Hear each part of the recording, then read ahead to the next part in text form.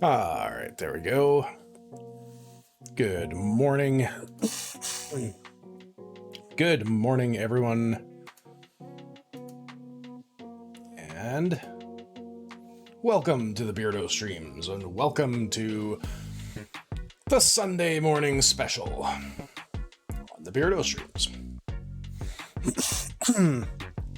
I do apologize that I am a couple seconds late getting started today.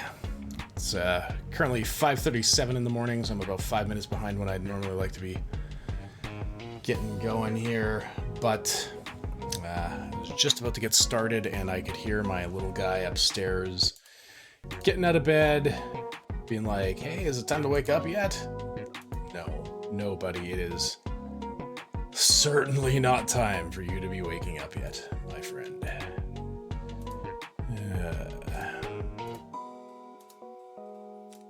There we go.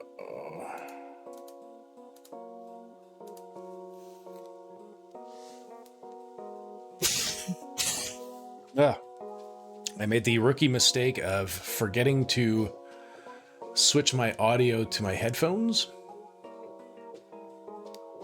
And now all of my monitoring has switched off because OBS does that. Careless like I was.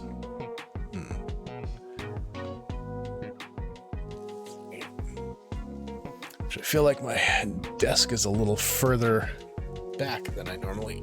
Yeah. There we go.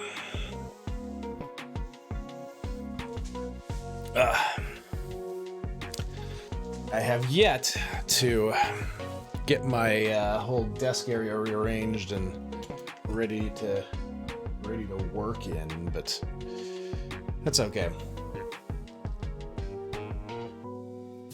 Lily Bells. Breakfast is over here, kitty. Like it always is.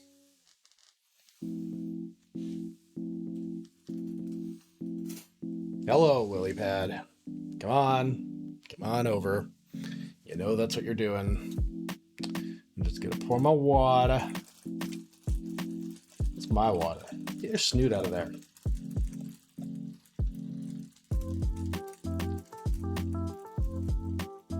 Kitty. My water. You're a good cat, though. Who am I kidding? Okay, there we go.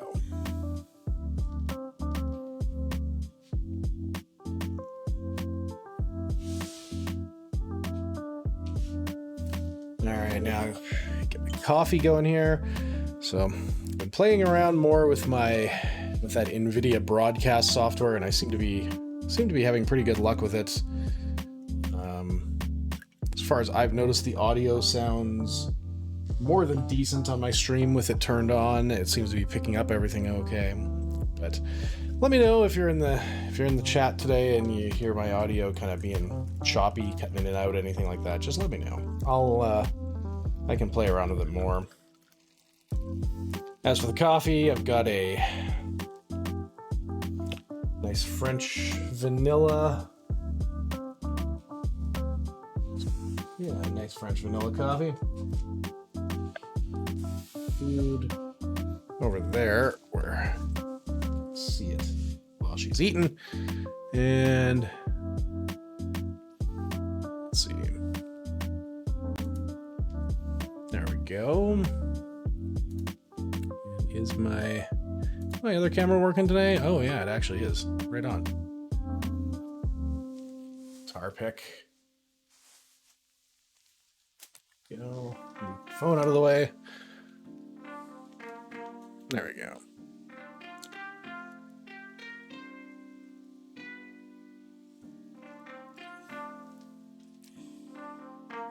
Oh, hello, kitty cat. Good morning. How are you? Welcome looking for some streaming today, Miss Kitty Cat. Yeah, I know. Come here. There we go.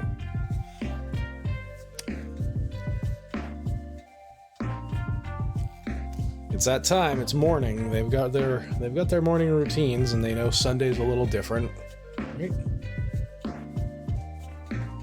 So I gotta feed them before I start the stream, and then I gotta go up and open the bedroom door so the other cat can go in and harass my wife. Otherwise, she'll just sit in the hallway outside of all of the bedrooms and yell until everybody's awake.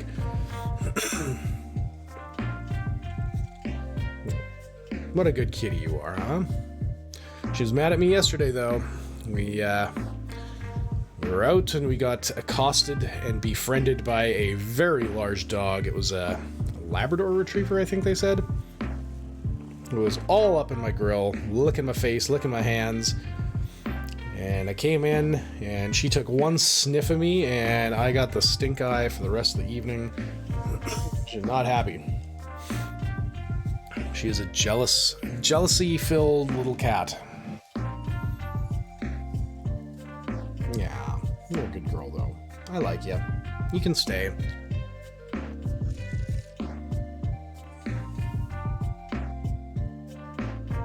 I didn't put any sweetener in that. Oh, that's gross now. No, it's actually not that bad. It's just coffee.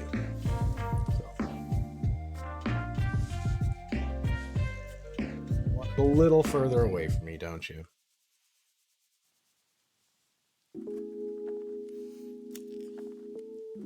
I've been doing a little bit of work in OBS this week. I've been setting up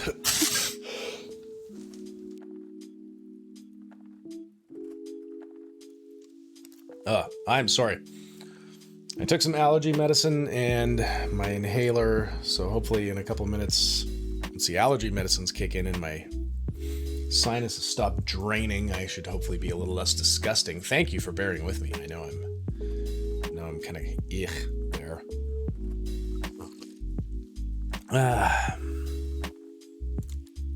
But let's see.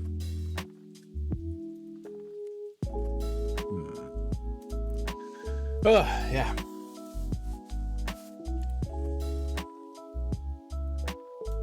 The cat camera. Keep her in the view.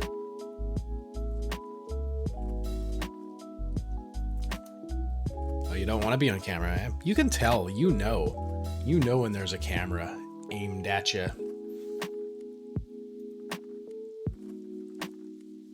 Kitty cat.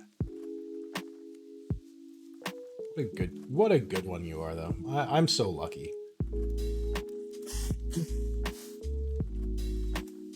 I've had some grumpy cats over the years, and this one can be a little salty sometimes, but she is a really sweet cat.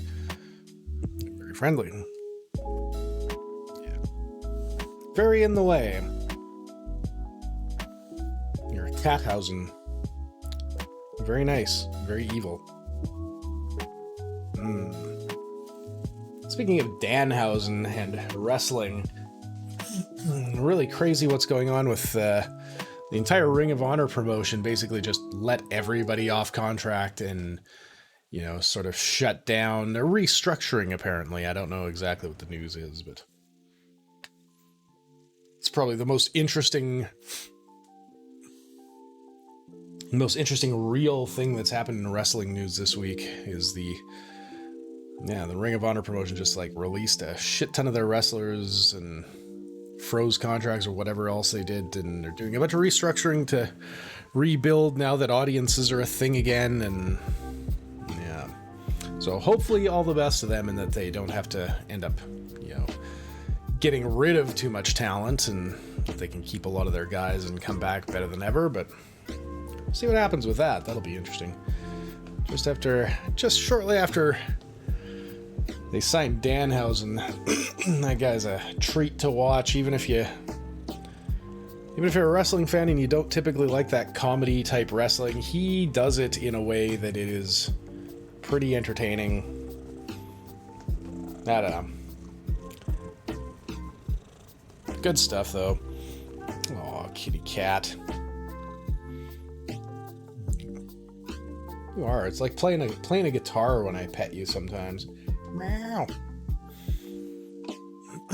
Oh, the purrs are big though today, aren't they?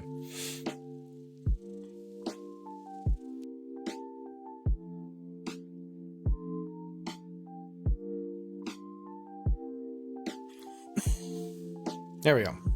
I really do like that the Yeti mic has that mute button right on the front of it. What a nice thing for them to do.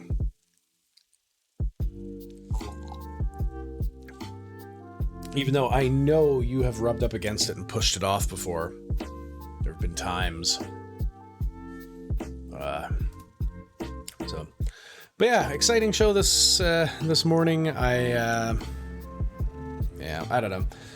I had tried. I made an attempt on lining up a thing for Halloween. It did not really work out, mostly because I left it on the back burner far too long.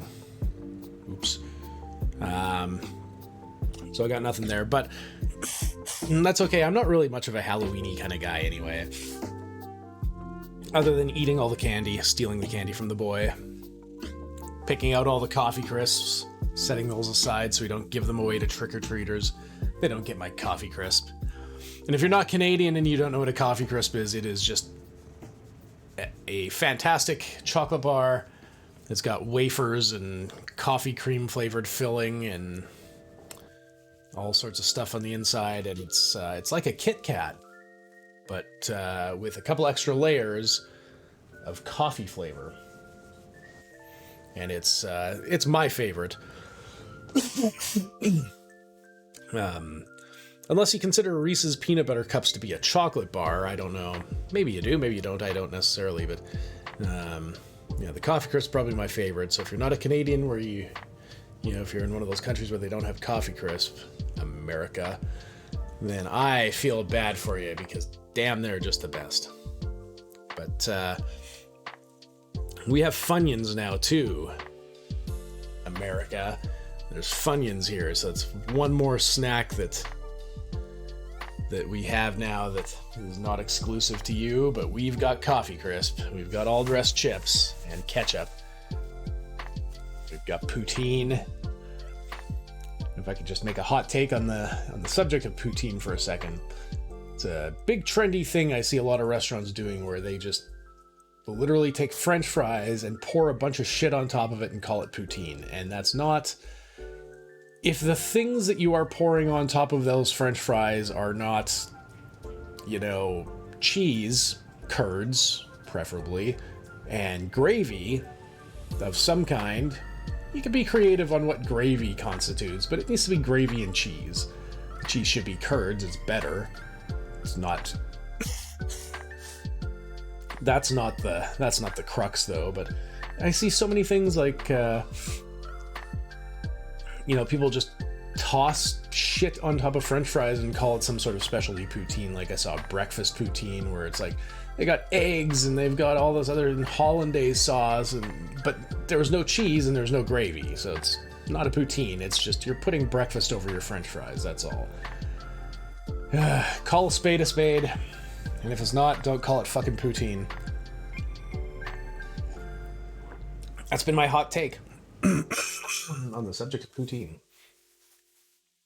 It's so dry. Alberta. Stupid bad weather.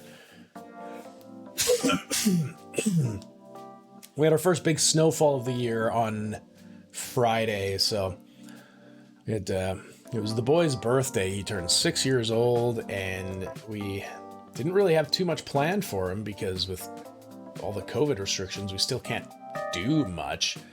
And most people that we knew were busy during the day, so we just kind of spent the day doing family stuff. We took him on a great big bus ride, which is for him is a huge treat. Taking the bus and the train, going to the downtown mall with all the escalators. I mean, for a 6-year-old, that's still fun, I guess. I love it, so it's easy. And then we asked him what he wanted for a birthday dinner, and he said Chinese food, and he wanted it in a restaurant. So, I mean, they've got the vaccine passport program going for restaurants. So you have to at least show your proof of vaccination. So the restaurants aren't as scary right now. I don't know. I don't think. There's one right by our place that we go to fairly regularly because they do a really good job keeping it clean. They're not ever too busy unless you go like on Sunday brunch at busy time. But even last week when I went there, managed to avoid the actual Sunday brunch crowd. Got there just early enough at the end of my stream, went out. But yeah, so the boy wanted Chinese food from a restaurant, not to take home. So that was what we did. We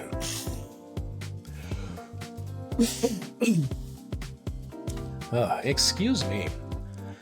I apologize. Yeah, we took him out, and then after that we went to it was like a Halloween event, an outdoor thing with, some haunted this and that, and I mean, I don't know. It was okay. There was a lot of cool things he got to check out, but so much of it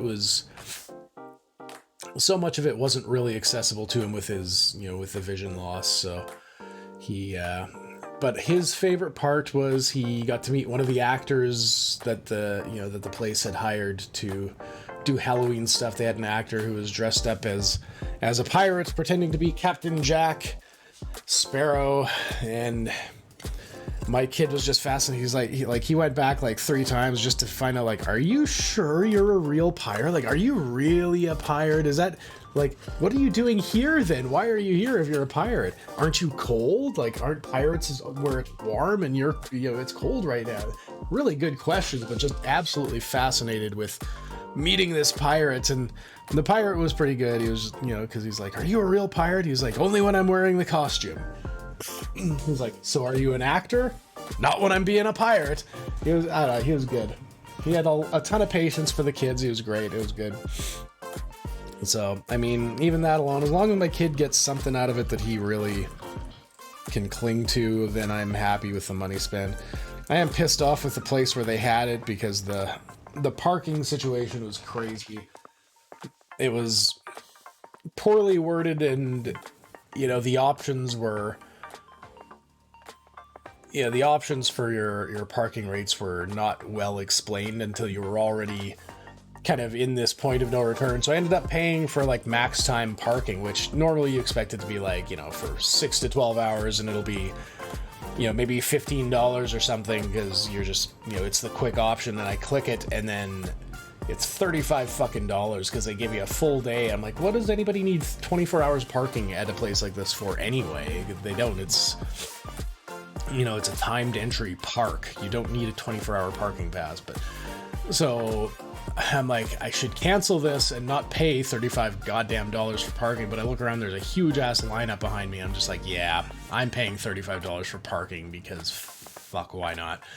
That sucked, but whatever. I don't care. My kid had a fun time. And they had a bunch of stuff you could do, your kids could trick or treat there, which that was, I thought, for the cost of the ticket price, they sure did not have a lot of trick or treat booths set up. I was kind of expecting it'd be 20 or 30 little stops you could make. It was about 10 at most, and they weren't very, I don't know. They didn't hand out maps or anything. There was one place where there was a map that you could kind of look and see where all the things were, and it was at the very start of everything. I don't know. I could nitpick about it, but the main thing is the kid had fun. It was a little bit cold, but the kid had fun, and that's really what's important. So my nitpicking does not matter. I could pick apart any kind of outing, social event sort of thing, because this is where I'd rather be, is at home doing something or another, doing some work on my computer or doing something. But I do apologize for my disgusting noises I'm apparently making today. That allergy medicine is not kicking in fast. Probably I just need to drink more water, much more water.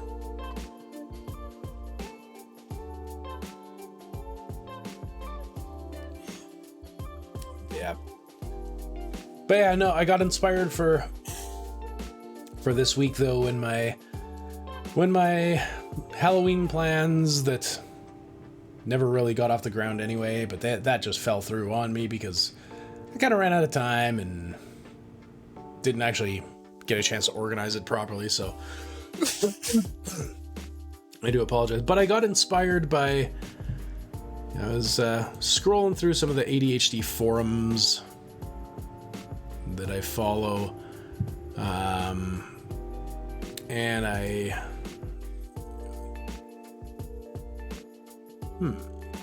scrolling through a bunch of the ADHD forums, and I saw one that I came across, and it's a regular one I see too, where it was, and the post itself was very, very generic. It was just, I'm an adult, I have ADHD, and I can't cook to save my life, and being that I was a chef for years, I worked in restaurants for years and years and years, like bordering on a couple of decades worth of time. It's enough. And so, I've got all this restaurant experience, and then I've made the transition from, working in the restaurants to now I'm the at-home parent, and I take care of all the kitchen and meal management, which I kind of did before, but now that I'm making basically 3 meals a day at home every day. Like, we probably eat out once, maybe twice a week, depending on how busy we are, but we try to do once a week as like just a nice thing to do, right? And so I've made that transition from like a professional cooking, where I still had ADHD very much, to having ADHD at home and having to take care of a household. And, it's not as easy as you'd expect to make that transition, right? Because there's just, I don't know, when it's your own home, there's so many things, and, you don't have the systems that are, designed usually by someone else who worked there before to come in place. So I get why it's overwhelming for some people, and, looking through the answers on some of those forum posts was really, really interesting. So I'm kind of excited to dive into that in a few minutes here, in about 20 minutes or so.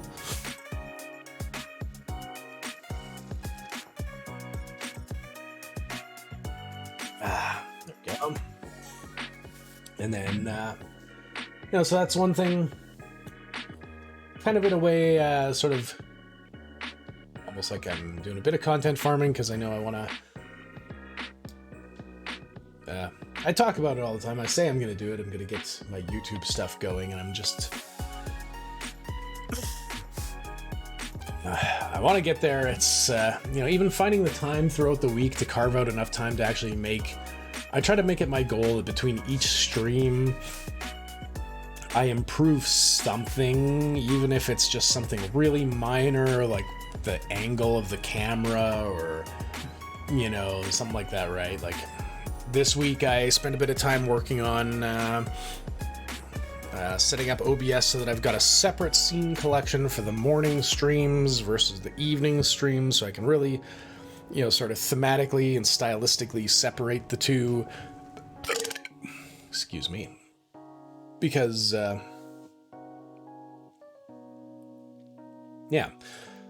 like to kind of make them... I'd like to have every evening that I stream have a bit of a different theme to it, really. Essentially, that's kind of the end goal, to make each separate stream like its own kind of show, right? But so I want to have this be more of a talk show type format, and and it doesn't look any different really right now how the stream looks compared to normal, but it's I was able to just kind of basically, I duplicated my scene collection, deleted some extra stuff, and the evening streams are going to look a little different as well to how I have the morning streams set up. So just keeping myself busy, right?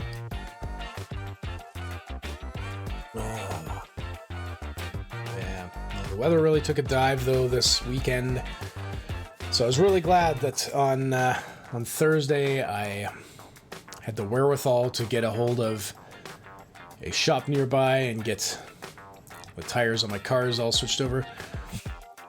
Dr. Grim Gaming, welcome. Thank you for following. Welcome to the Beardo streams. Yes, the magical beard indeed. I actually gave it a decent sized trim, not this last week, but the week before, because it was getting down to about here, to the point where I could actually tie it off. But I don't know, I was being a little impatient and felt like a bit of a change. It had been long for quite a few months, so give it a nice trim, nice and short, a little itchy now, but Not too much. What's up with you? How are you doing this fine morning, sir? I myself can't complain. I've got my coffee. Got my coffee, really. It's, I was just mentioning that the weather had been switching over, so my allergies, especially in the mornings, are going a little nuts, so I do apologize for any disgusting or gross noises I might be making, but it's, otherwise, yeah. But yeah, what's up with you? How are you doing? How is life at wherever you are coming in from? Yeah. If it's as early for you there as it is for me, it's just after 6 right now. Just waking up, chilling. You must be from New England with the way I said coffee. No, actually, I am as Central Canadian as humanly possible. Born and raised in Saskatchewan and lived most of my life after that in Alberta, which is just the next door province. But yeah, no, just a prairie guy myself. Okay, Florida, Georgia. Right on. That's awesome. Okay, right by the border. Okay. Right on. Well, welcome from the border of Florida and Georgia. Yeah, I actually, I've had a few people on these morning streams who have kind of popped in from around that area, so must be a good time of day over there to be. What do I always find the Canadian streamers? Good question. Yeah, I don't know. I'm sure it's not, there can't be that many more of us than there are streamers from anywhere else, but who knows? Or maybe there are, because the winters are so cold we just hide in our houses and stream games all winter. I don't know. But either way, good to have you here. Welcome to the show this morning. I'm gonna so in about 15 minutes or so, I'm gonna do my planned home cooking advice talk bit that I was sort of mentioning earlier there, and then got a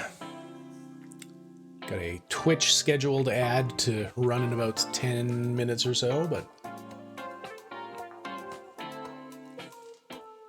got too many Canadian streamers that you know. Can there ever be too many, though? I don't know. That's the one thing I actually really enjoy about streaming is I have had a chance to get to chat with people from really all over. Like and these morning streams that I've been doing have been really interesting because I actually end up getting a lot of people who, you know, they might pop in from like somewhere in Europe or something like that because it's what is it over in the UK right now? I think it's like 2 p.m. or something like that. So I'll sometimes get some people from that part of the world popping in, but not so much when I'm doing, you know, when I'm streaming in the evenings. But yeah. But actually, yeah, now that I think about it, quite a few of the streamers I follow, I'd say probably about half of the streamers I follow are from Canada, and I really didn't do that intentionally, but yeah, it's well. Oh, that's okay though. You know, we're all people at the end, so as long as everyone's having fun with the streaming, that's really the main thing. So, yeah.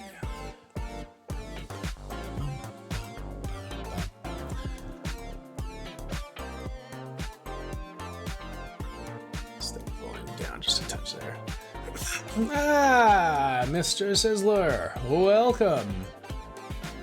Made it through all those preliminary WhatsApp adverts.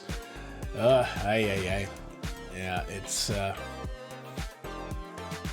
there's still some bugs to work out with Twitch's, you know, ad manager, right? I run the scheduled ads every 45 minutes, and that should take care of most of those pre-roll ads that show up, but it's, you know, some of them still come through, and the timer doesn't always reflect accurately, you know, when the ads actually do play, but it's better than nothing, I guess, and it lets me kind of schedule my my chatting around. How are you doing today, Mr. J? How's your afternoon, I guess, at this point? The candy festivities, they're going all right. We've taken the boy out for a little bit of the trick-or-treating so far. We went to a like an outdoor Halloween thing at the local heritage park where they had a bunch of stuff going on. There was an actor dressed up as Captain Jack, so he was fascinated because he got to meet a pirate, and he kept we went back 3 times. He's like, "Are you really a pirate? Is that what you do? Like, how come you're here? Where's your boat?" He had all the appropriate questions to ask a pirate who's standing outside in the snow in the middle of the prairies. Yeah. Trying to book vaccinations against the Romulan flu.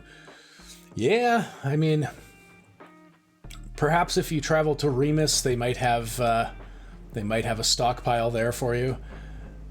I don't know. No worries over taxation. It's true. Yeah. No. Yeah, no, it's funny. The boy was absolutely fascinated. He was like, "Are you really a pirate?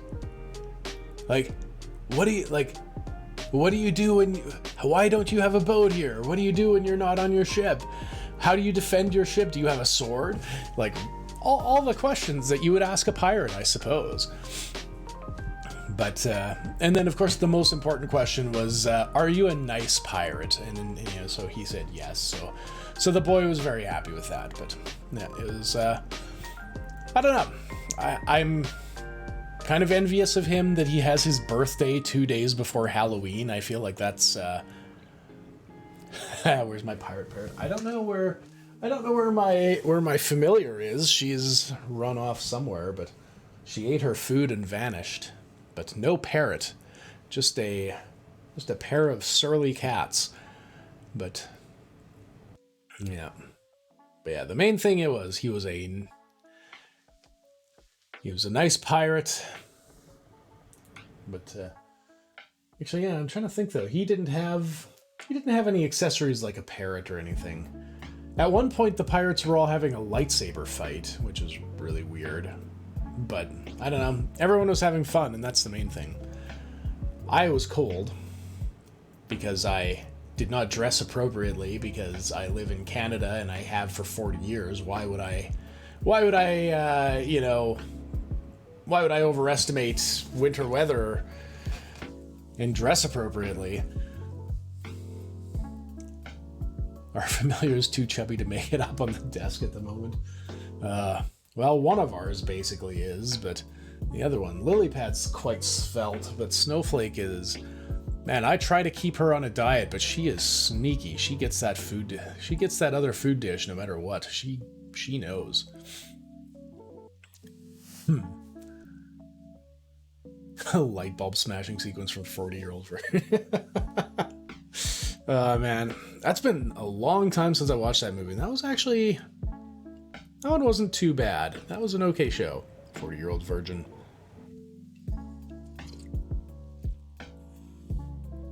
Because that was, am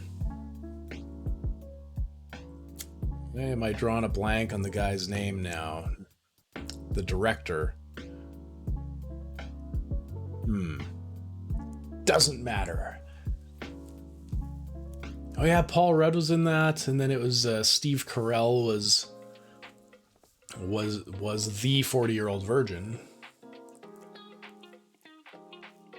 Yeah, no, that was a good show though. Paul Rudd, he's one of those guys where he's such a great actor, even though he looks so generic, but he's really good. He's awesome. Seth Rogen. Yeah. Oh man. I have mixed feelings about a lot of... Judd Apatow, that's the guy's name. I have mixed feelings about a lot of the Seth Rogen movies. A lot of them... Yeah, I don't know.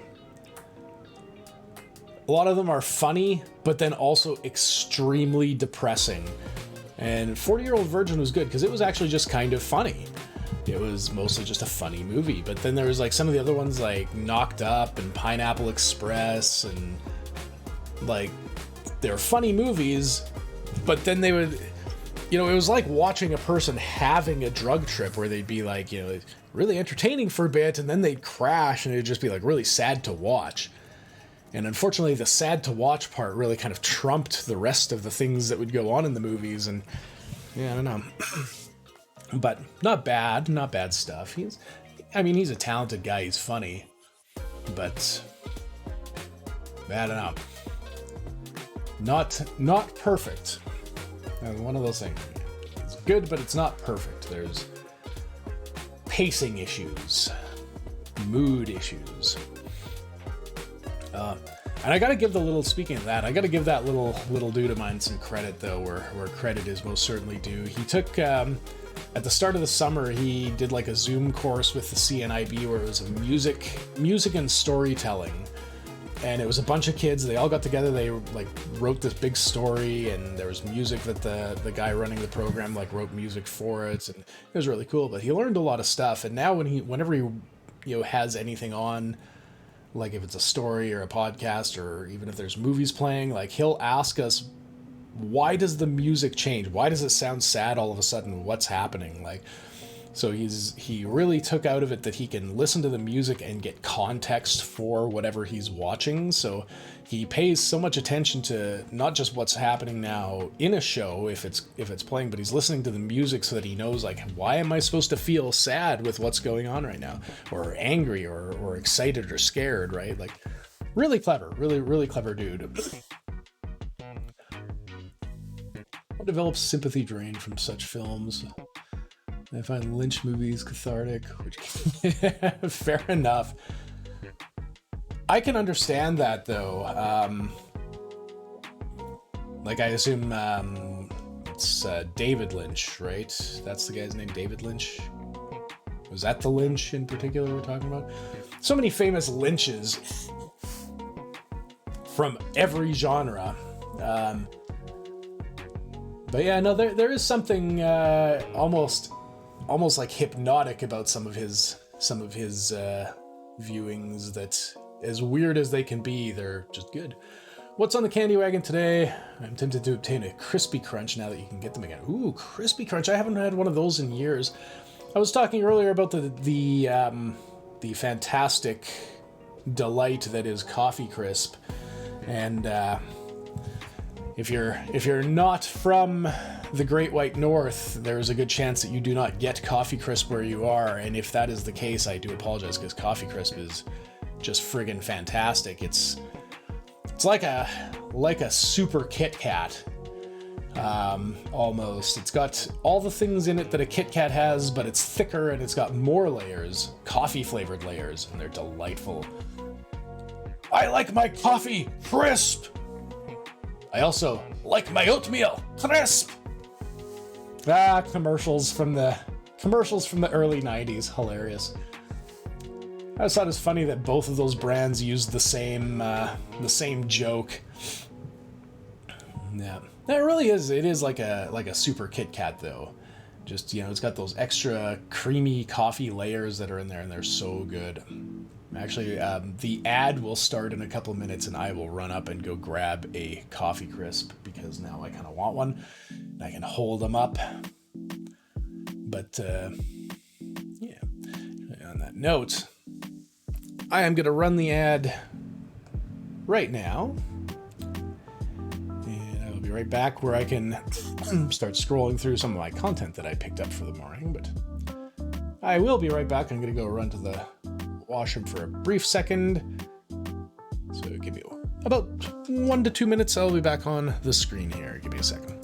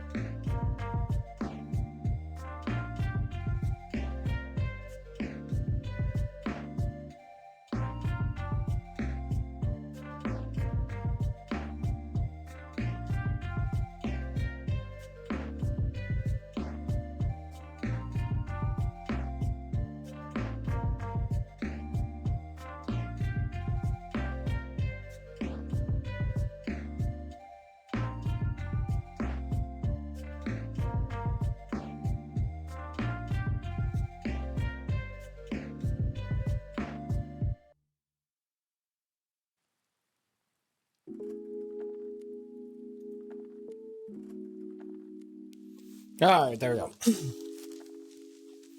Ah.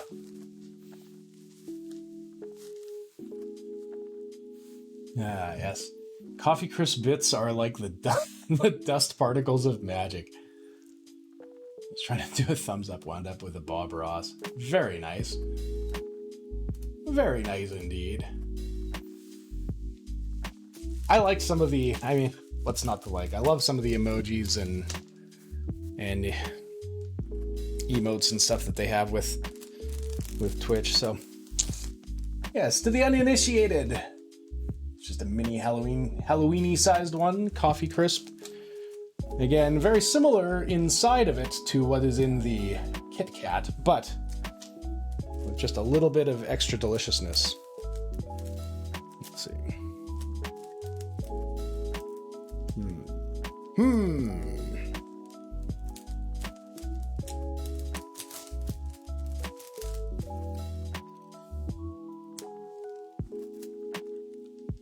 So, I mean, regular Kit Kat, nice and wafery, nothing too exciting. It's thin. It's a very thin chocolate bar. Excuse me.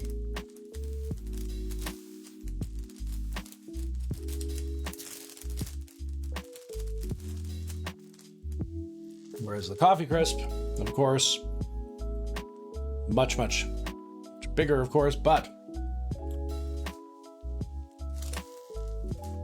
oh, I know. Well, and the awesome thing is that you can design your own emojis, as you can see I have with the one of me and the one of Lilypad. I need to really get more of those put up. And it's deceptively simple to make your own, depending on what style you want and whatever, I suppose. But coffee crisp, many more layers.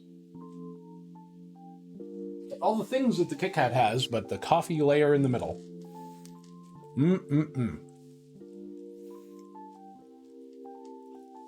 It is a tiny wee size, but I like these Halloween sized bars because they're, I mean, for me, they're perfect 1-bite bars. They're good 2-bite bars too.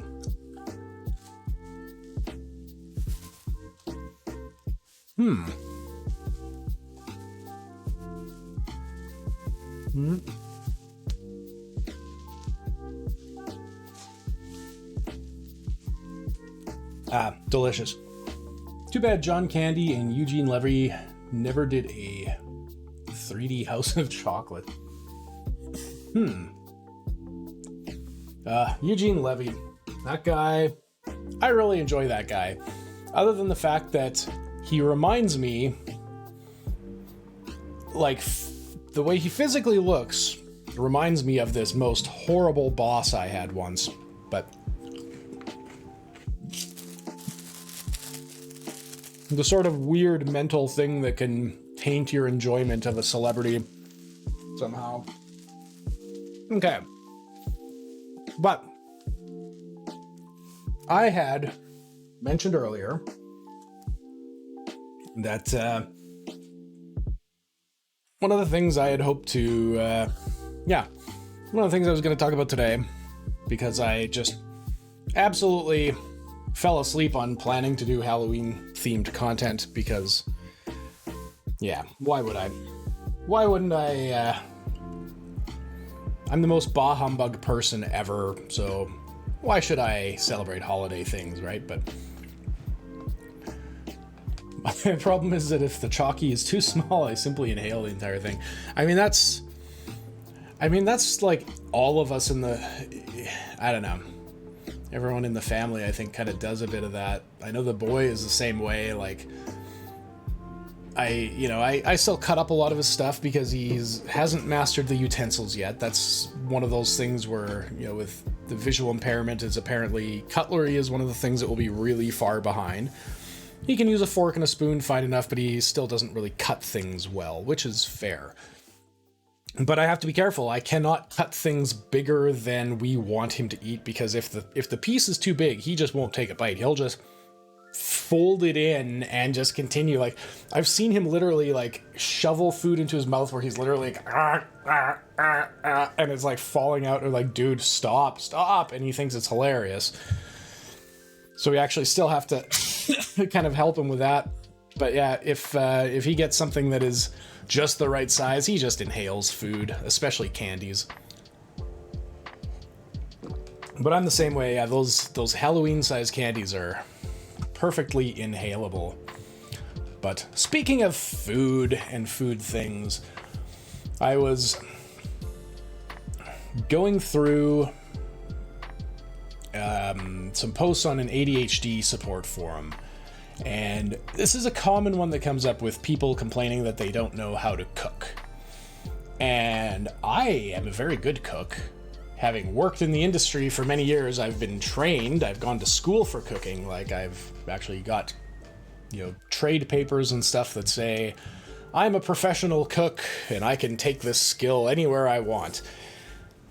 Okay. But transitioning that to cooking at home and doing that sort of thing in a home environment when you don't have all the things that are in the restaurant and all the space that's in a restaurant can be really challenging. So I was going through some of these cooking posts and seeing some of the advice that people had been putting on, and I decided that there's some good advice and some less good advice, but I was going to go take a look and see what kinds of advice they have. Ooh, and something that reminds me of the Don Father. Went to a real Canadian restaurant and ordered a boozy milkshake. By some miracle, I didn't end up clearing my throat for the next half. Oh my god, it's so true. And just like that. And so, I don't know. My allergies ever since moving to Calgary have just been horrible. Like, if I leave the city, if I go an hour out of this city in any direction, my sinuses will clear out, my throat will relax, and I feel really good. So I kind of get it, because ever since we've moved here, I have just been perpetually doing that. But now the boy has started doing that because he's just gotten to like that kind of that feeling of clearing your throat or whatever. I don't know. So he just goes around all day. He's like, and he does this all freaking day long. And it's simultaneously the most irritating thing in the world, but also incredibly funny because he sounds just like, our grandpa, his great grandpa. He sounds just like that, but then at the same time, he's, he is, I don't know, it's funny, it's great, but yes, so I was going through these, what am I doing? Clicking everything. Sorry, clicked on something off in the background that didn't even get shown on the screen there. Your screen's frozen. Sounds like buffering mayhem. Yeah, may have to do a wedge. Fair enough. All right, but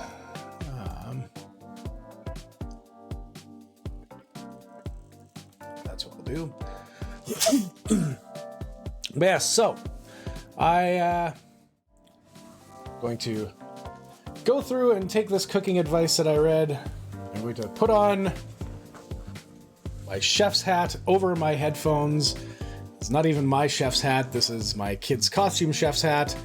I never, 20, almost, not quite 20, like probably like 17, 18, whatever. I can't even tell you exactly, but however many years of cooking, I never had a poofy chef's hat. That's not actually a thing that I ever wore, even though I had lots of chef's hats, but most of them were just beanie style. But we're gonna take a look at this. So, again, like I said,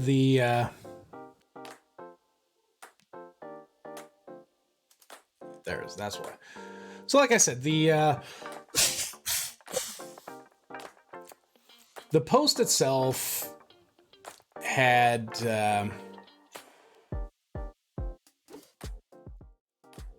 there we go. Why it's do that there, but okay. So the post itself that I initially read had some really good advice, and some really bad advice. And from my perspective, I wanted to go through and take a look at some of the things that people are saying and just comment on some of them. And I have one piece of advice that I really want to give at the end of it that I didn't find anywhere in any of the other, advices is given. So let's go through. So again, the original post was it was a person saying, I'm however many years old, I'm an adult, I have ADHD, and I can't cook at home because of, I just can't get my shit together, right? Whatever the reasons, all very happy. Smain will be in touch with you soon. Well, sounds good. Hopefully your computer's not at the end of its life there. I know it sounds like you regularly get these buffering issues, but if you're back at all on today's stream, I'll see you in a bit. Otherwise, hopefully see you next week, but you have a good one. Thanks for popping in. So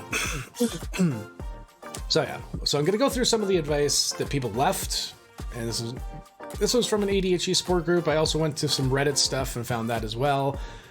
So the people leaving these comments, by and large, also have ADHD themselves, and I do. And I found that transitioning from being like a professional chef to one working out of the home exclusively was not without its challenges. So let's take a look here. So this one.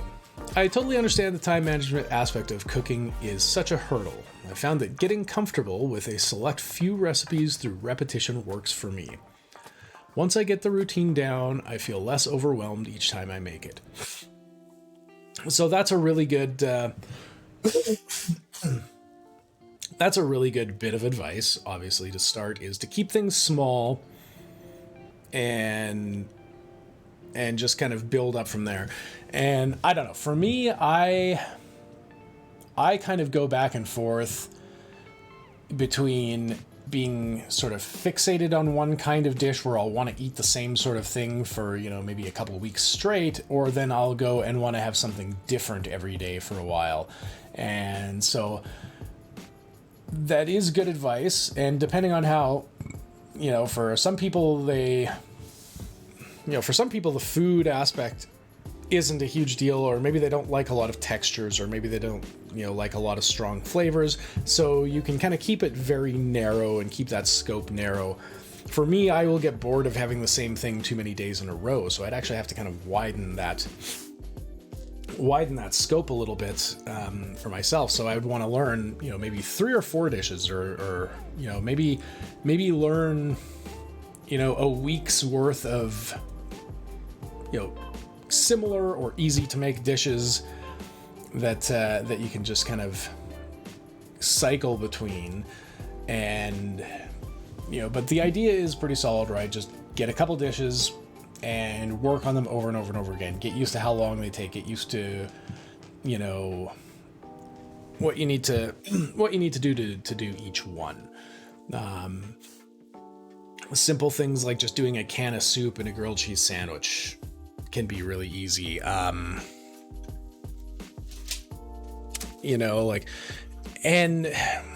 if you're just starting with cooking too, you don't necessarily need to go crazy, you don't need to make every aspect of your dinner super fancy either, right? Like you can have,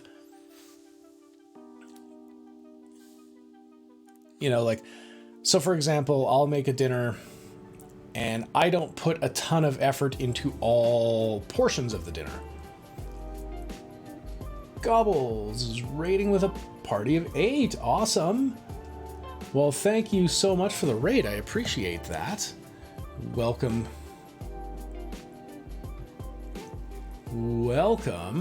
to the stream today. And let's see here. Where is...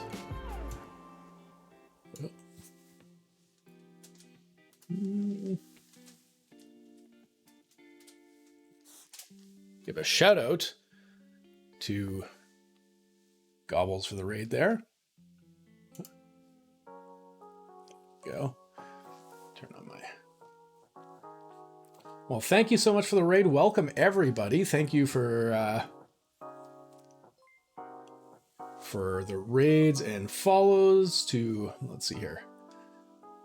For Ducky Quack and...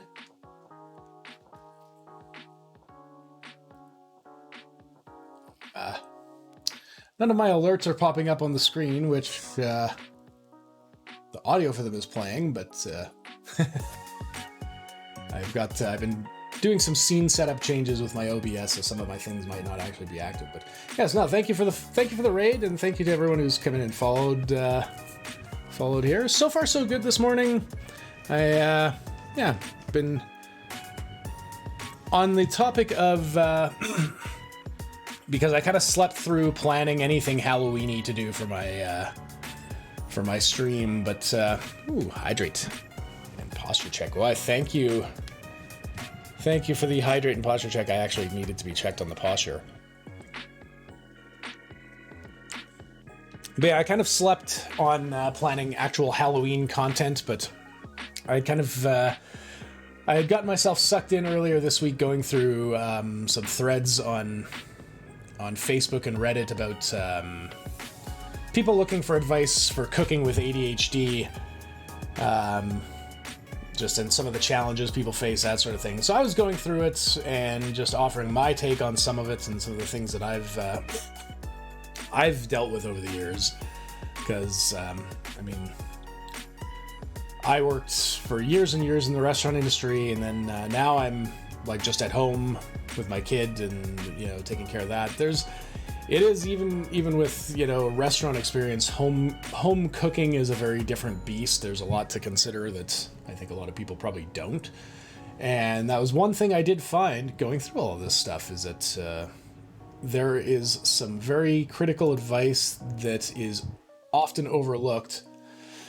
And yeah, Jay, you get it. And you and I actually worked together years and years ago. And yeah, it's... So I'm going to skip to the next one here, but yeah, no, there's a lot of good advice and a lot of, maybe slightly missing the mark kind of advice, but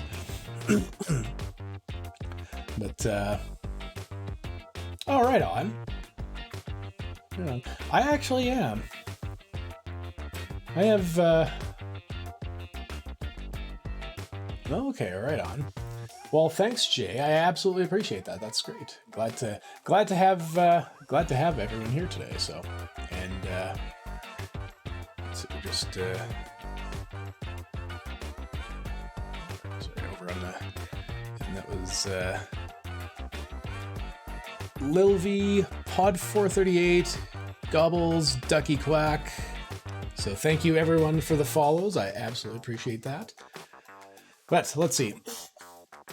So on to the next one that I highlighted here. When I get overwhelmed when I want something but don't know what it is or how to make it, just walk around the kitchen looking at everything. And that is something I've suffered with, is like that decision paralysis. That's actually a really good point. Write that down. But let's see. I definitely appreciate that, because there's been days if I only have to cook for myself, I'll start thinking maybe I'll just order out from a restaurant. And there's been days where I've gone like 12 hours without eating because I don't know where I want to spend money at a restaurant, because what if I'm disappointed? It's crazy. Yeah, let's see. Cooking is a lot of multitasking and can be very overwhelming. That is true. You're definitely not alone. Remember, it's always okay to ask for help. So the multitasking and overwhelming part, something I was kind of talking about a little bit before.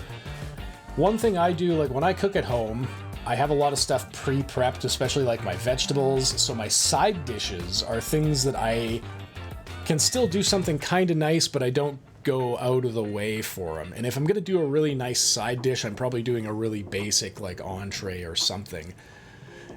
And then, so the multitasking thing can be mitigated a lot if you have good preparation tactics, which can be hard habits to build, but when you do, it's great. Like I'll do all of my fruit and vegetable shopping one day of the week, and I'll come home and I'll prep it all up, like a week's worth of cut up broccoli and cauliflower and carrots and everything, right? So it's all ready to go. So I can make the side dishes so fast while I'm making a nice entree, that sort of thing. Had the fridge door open for like 5 minutes just looking at the stuff inside, only to close it and not eat. Yeah. You know what? I think the best thing for me for that has been like the place I'm living now, the fridge has like see-through doors for the meat tray and the produce bins and stuff, so I actually see what I have more. So I'm not throwing out nearly as much like rotten produce too. The reason I highlighted this one here though, because I know for me, just remember it's always okay to ask for help. Oh, I'm really terrible at that. I'm so bad at just asking for help if I actually need help. Yeah. Of course, too, when you're cooking at home, sometimes asking for help isn't necessarily helpful. If you've got a small kitchen, it's more of a pain in the ass to be tripping over somebody than it is to maybe get a hand with something. But, you know, you can always ask someone to, like, just move something out of the way for you or that kind of thing, too, right? So it doesn't have to be big help when you ask for help, necessarily. All right. Next one. So crock pot and slow cooker meals will probably appeal to you. Look up sheet pan recipes, things you can chop and bake on one sheet pan. Looking up how to add things to ramen is a great start. Omelets and pancakes are great options. Okay, so there's a few bits to dissect in here. So kind of back to what I was talking about just a second ago, that prep work stuff. Having things ready to go and kind of cut up in the fridge, that's a huge time saver.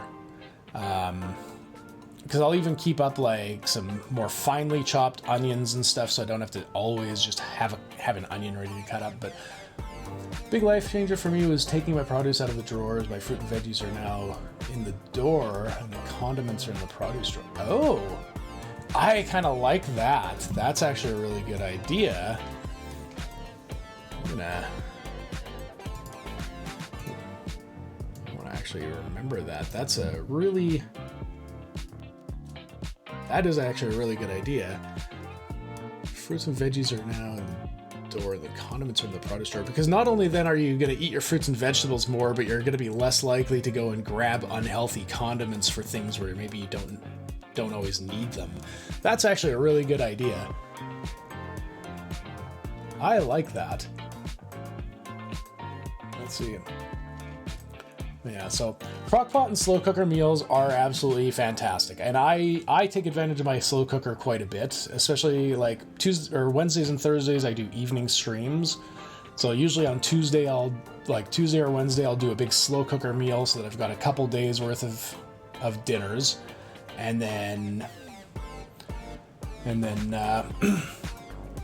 yeah, and then from there I can, it's easy to clean up, and you have, the next day's dinner will only take 5-10 minutes, right? So it's nice. The only downside with crock pots is that crock pot dinners typically, you can find some good recipes here and there, but a lot of crock pot stuff is all very similar. Like, it's saucy and it's, got that everything mixed together flavor for a lot of things. If you like that, it's great. If you don't always like that, it's not always the best thing.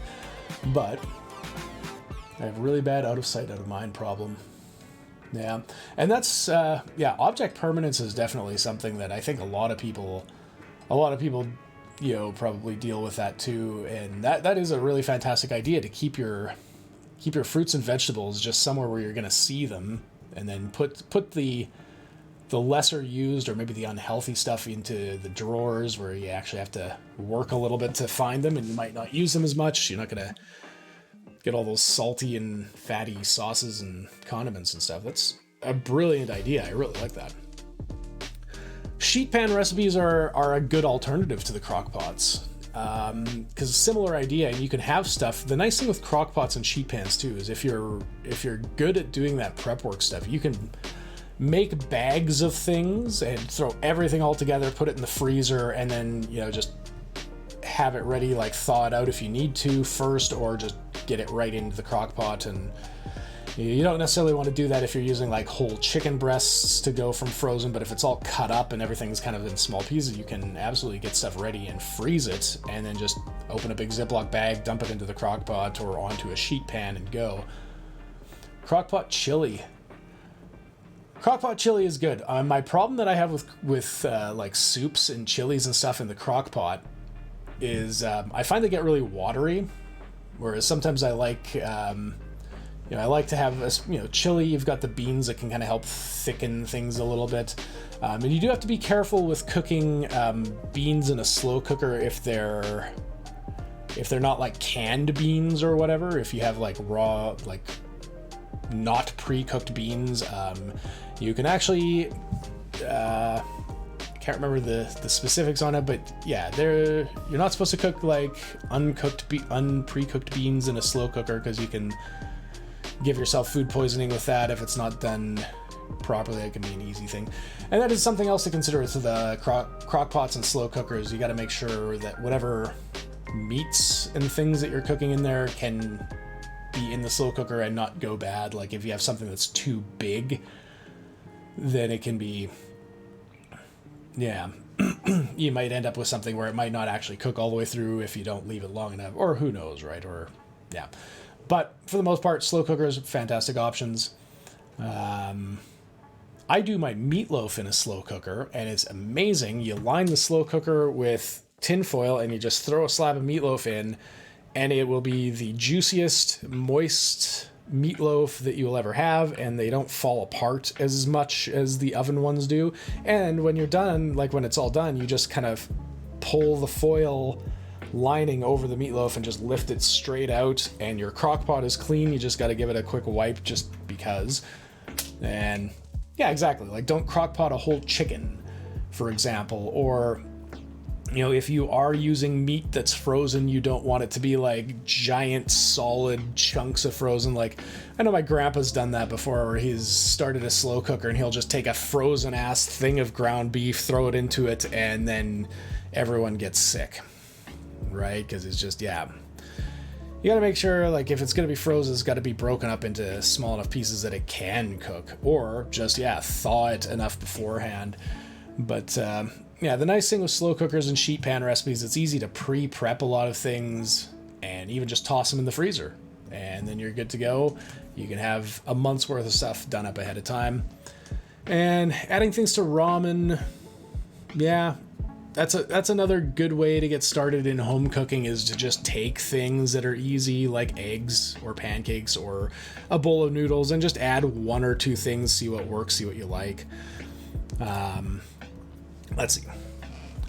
This is a big one here. Cooking itself isn't that hard, but it does take practice. Start with a favorite easy dish. For me, that was grilled cheese. Keep doing it till you get exactly how you like. Then I'll learn another. There are lots of recipes you can cook in 15 minutes once you've mastered them. So that kind of goes back to, I think, one of the first ones that I showed was kind of similar to that. It was to start with, just a couple dishes and work from there. So that's good advice. I do find that I would get bored of having the same thing for more than a few days in a row. But it's a good way to start. Just start small and start simple, and you can build on things. Start with things that you can build on too, right? Like, don't start with a complex recipe where if you change something and it doesn't work, you don't know why. Start with something simple. Like a grilled cheese is a great option. A can of soup and a grilled cheese sandwich is a good way to start cooking at home. And then maybe eventually you turn the can of soup into homemade soup. Let's see. Be kind to yourself. Fed is best. I've been cooking since I was little. There's still some months, years where the freezer food and chicken nuggets is all I can handle. That speaks to a really good point too. If you're the home cook, and it can be, it can be hard to cook for yourself alone because of the motivation of just cooking something for yourself. And sometimes it is easier to just give up and just make whatever. But when you're cooking for a family, you then have more to consider, and you've also got to make sure that people are eating, reasonably healthy, that sort of thing. But also have those kinds of meals ready. Like, sometimes I'll just throw a box lasagna in the oven because I just don't have time. Or, there's certain prepackaged things that are good that we like that I'll keep a thing on hand just for those times, right? Let's see. One of the first things I cooked was Kraft dinner after I got used to making it out at bacon bits, hot dogs. Exactly. And I think, especially if you're in Canada, like, Kraft dinner is one of the first things most people learn to cook. I know I learned a lot of cooking from things like, just making basic pastas and stuff. But I made Kraft dinner for myself all the time when I was a kid. Over the years, what I learned, the secret to really, really good, Kraft Dinner or any boxed mac and cheese with the cheese powder is literally just, you stir it more, like you just add like a tiny sprinkle at a time. Like it takes me probably like 3-4 minutes to just slowly sprinkle in the cheese as I'm stirring. So many people just open the package, dump it in, stir it up. It actually tastes so much better if you do it just like so gradually, because the cheese will just keep coating and coating and coating. Sorry to rate and dip, but I need to have a quick snack and wind down before bed. Almost 6 a.m. for me. Well, glad to have you here, Gobbles. Thanks for popping into the stream, and hopefully we'll see you back soon. I will be streaming. I've got my gameplay streams Wednesdays and Thursdays in the evenings, and then I do Sunday mornings as well for the chatting streams, so welcome back anytime. This month I have Batman Arkham Asylum, and I'm going to try PC Building Simulator. For the games I'll be playing during the week this month coming up. So thanks for popping in. Thanks for the follows and the raid, Gobbles, and have a great rest of your day. So, all right, let's see. Okay, start with simple recipes that you love. Perfect nachos. Perfect mac and cheese.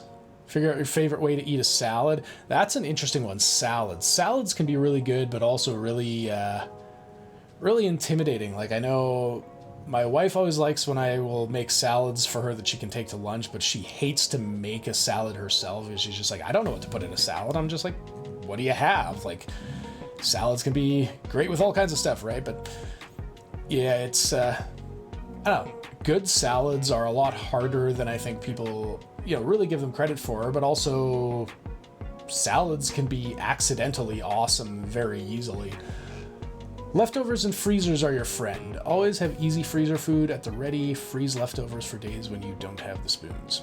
That's great advice too. Same thing to, like I was saying about having those things that you keep in the freezer that you just, that you can just have ready for when you don't feel like doing something else. But yeah, having leftovers is great too. And I've done that sometimes in the past too. Like usually, if I'm doing something like a meatloaf or a chili or whatever, I'll make a huge amount so that I can freeze it, right?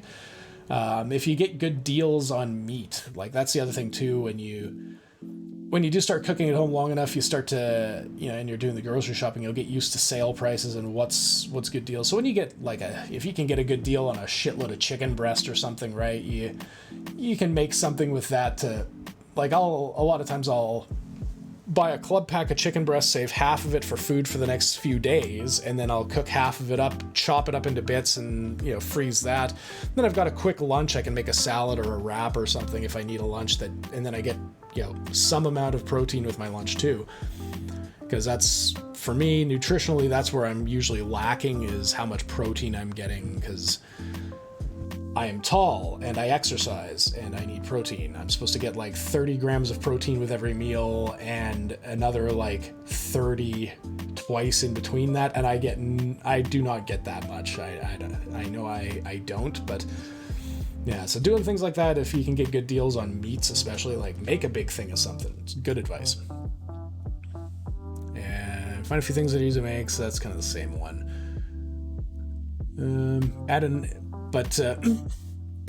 This guy kind of makes the point that a couple other people didn't, was that once a month or so, add another dish to your expanding repertoire.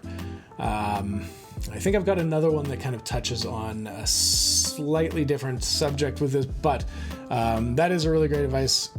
And with the internet, it's so easy to find a good recipe. You just literally Google what you want, find one that's got a good rating, and a good blog will have a button to let you skip to the recipe, or ultimately I just go to the print page. You click the print page and it gives you the recipe in a nicely formatted style where you can just read it easily and not have to scroll through too much. So that's usually what I end up clicking on.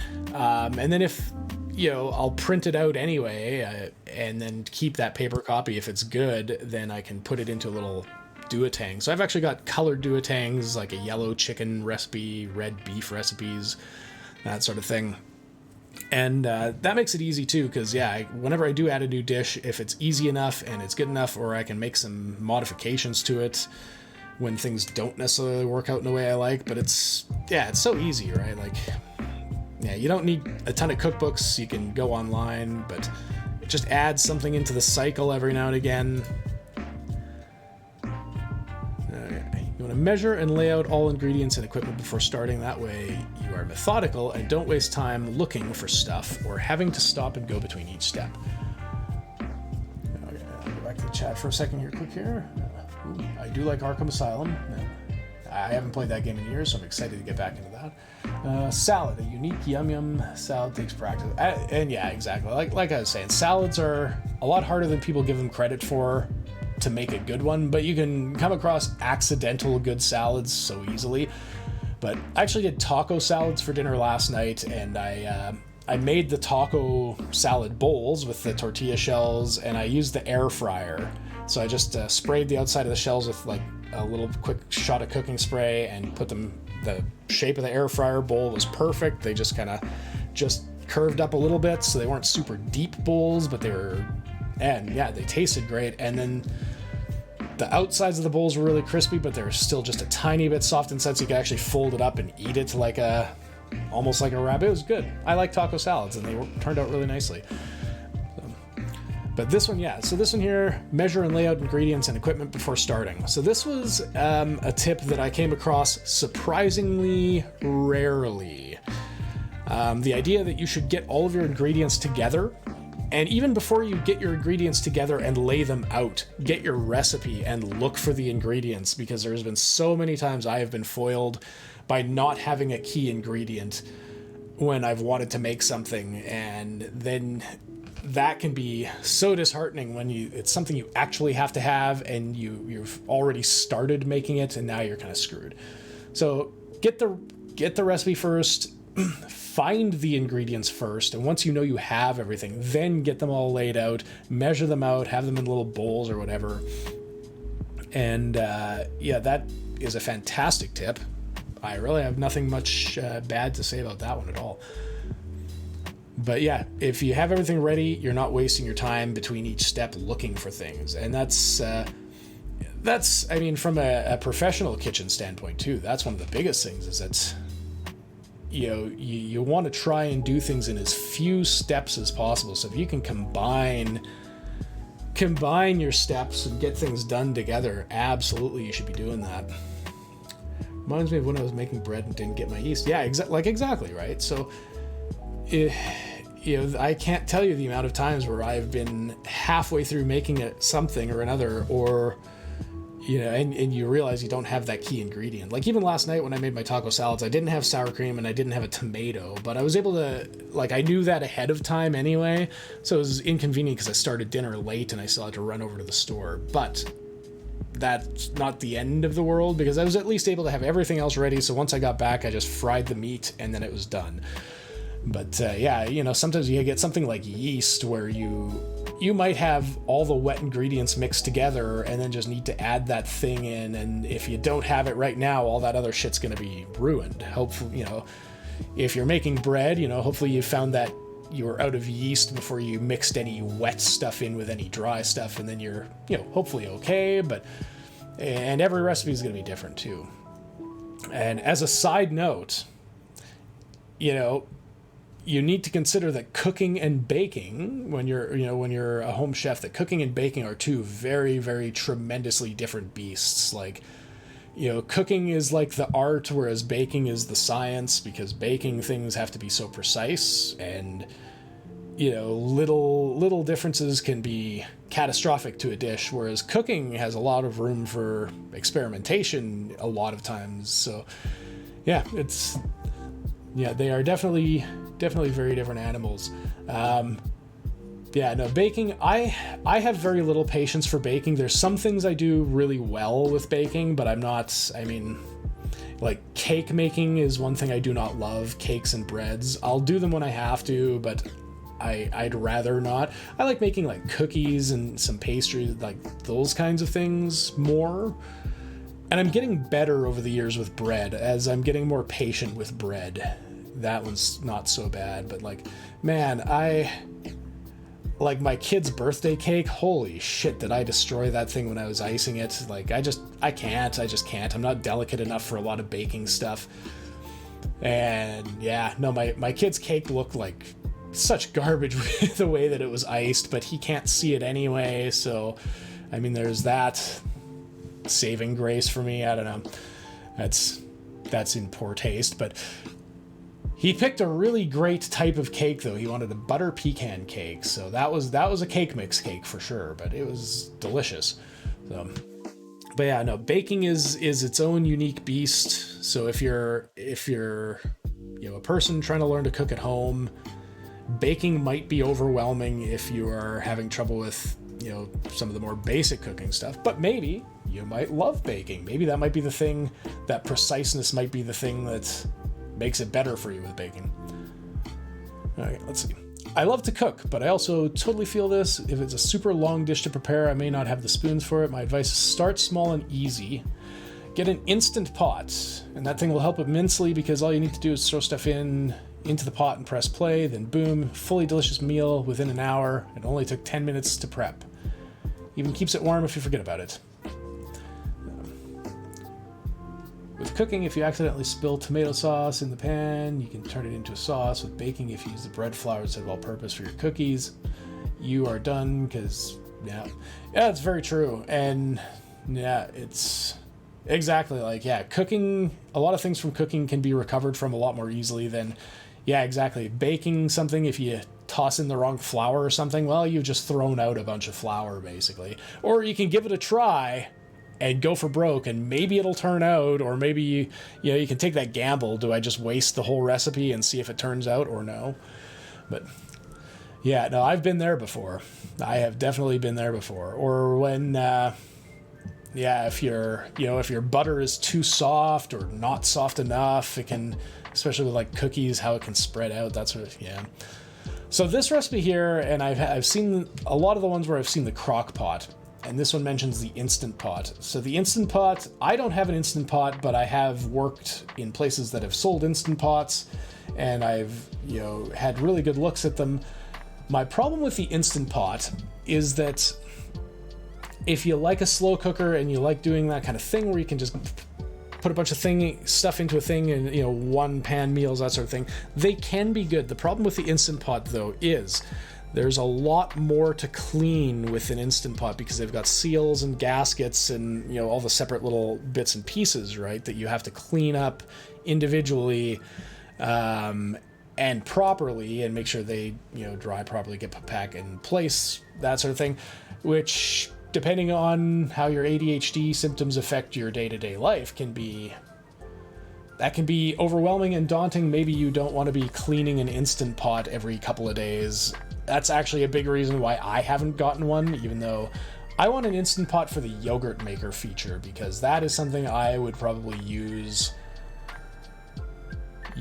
quite often. So, but that's the crock pot thing, I think, is the better starting point for most people. And the nice thing, I mean, the crock pot is good because you could just leave it, and if you do forget it, maybe your stuff will be overcooked, but that's the Instant Pot, though. Like I said, there's a lot of cleanup involved with it, which can, maybe be a deterrent for some people. So, but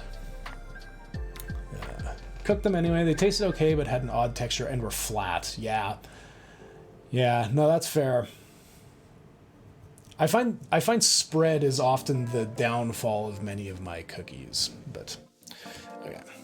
I'm going to take this second. There's probably an ad break running, but I'm going to run off myself to the washroom. I will be back in a moment.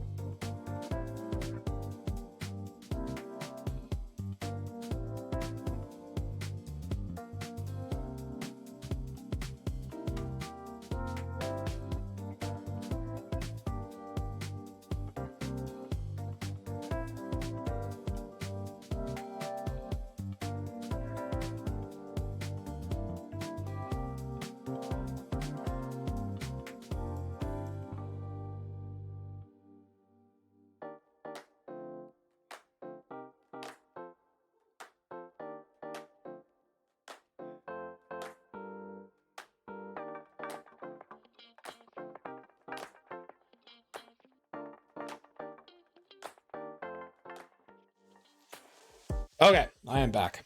Thank you for bearing with me there. And let's see. Okay, on to the next one here. All right. I am 46. I hate cooking. It takes forever to buy the ingredients, prepare the food, cook, clean up. After hours of work for a 20-minute payoff. Then there's leftover ingredients that die in the fridge. Also, since I live alone, there's leftover food that I'm not in the mood for the next day. Not cooking food is not failure at adulting. It is merely an alternative way to be. I drink protein shakes with vitamins, minerals, frozen meals, and cereal, and I feel no shame. Okay, so this one was interesting, and I saved this one. I had something in mind when I saved this one. And there's a couple things, I guess, to take away from this one. So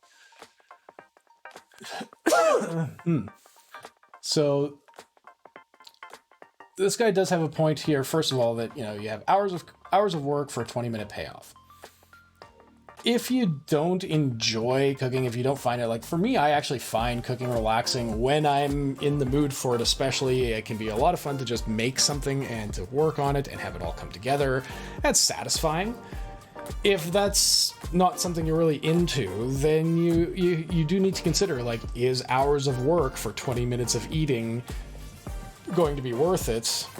And if not, then what should you be cutting down on? So like I was kind of saying earlier, I'll have a lot of stuff prepped.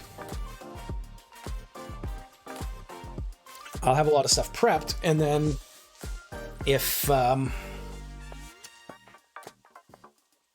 if I'm making a fancier, like maybe I want to make a chicken cordon bleu and I got to spend a bunch of time doing that, then I don't have to worry about, I can throw some potatoes or some rice on for a starch dish, and then I can have my vegetables are already cut up in the fridge, sitting in tubs with water, ready to go. So I just get some water on, put a steamer in, and carrots, and a couple minutes later, broccoli, cauliflower, whatever, that sort of thing, right? So the side dishes I prep in advance, and then that way they don't really take any time when I'm making the rest of the meal. I can focus on the main part of the meal, and I can have, a really fancy meal all on the table within 45 minutes most days if I'm prepared ahead of time. If I'm not, though, it can take me almost 2 hours to make a nice dinner, and that's not fun for anybody. So, if the time to make versus the time to enjoy it, if that ratio is too far off, or you just don't enjoy it enough to be worth it, you might need to look at what things can you simplify. Because, even at the end of the day, if you're not cooking fancy stuff for yourself, you want to cook at home maybe for a number of reasons. Like maybe you want to have those leftovers in the fridge. Maybe you want to save money by cooking at home instead of eating out every day. Or maybe you just, don't want to perpetuate whatever bad habits you might have from eating out. Like maybe your go-to eat out place is always going to be fast food or something, right? Like, so cooking at home is a great way for a lot of reasons, right? And the other thing too, like this guy's complaining that he's always got leftovers that die in the fridge and leftovers that he doesn't want, that sort of thing. So leftovers, again, if you know you're going to have leftovers, what can you do with them to make them more accessible, or can you freeze them so that you don't have to let them die in the fridge? You can have them for a lunch to take to work next week or something, right? So, and keep in mind too, the things that will be in the freezer can be out of sight, out of mind for too long and can go bad. I routinely throw out things that have been in my freezer too long because they'll eventually just get stale in the freezer. It can happen, more easily than you think.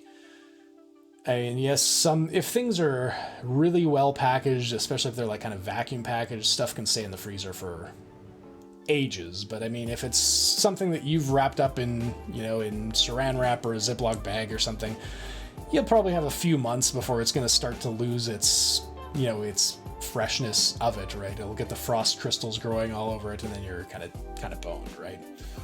But he does have a good point. Not cooking is not failure at adulting, because that was the original poster was talking about, feeling like a failure as an adult because they couldn't cook.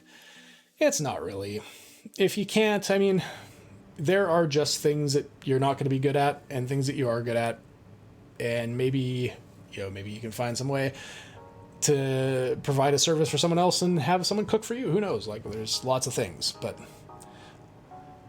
So this guy does have a good point. I drink protein shakes with the vitamins and minerals, frozen meals, and cereal. So cereal, I don't think there's much value in cereal other than to be a really quick fill-up if you need it. I only ever eat cereal like at nighttime as more of a snack than anything, and it's almost more because I'll want something and then I'll just fill it like right up with milk and I'll just chug the milk. But I don't ever eat cereal for breakfast.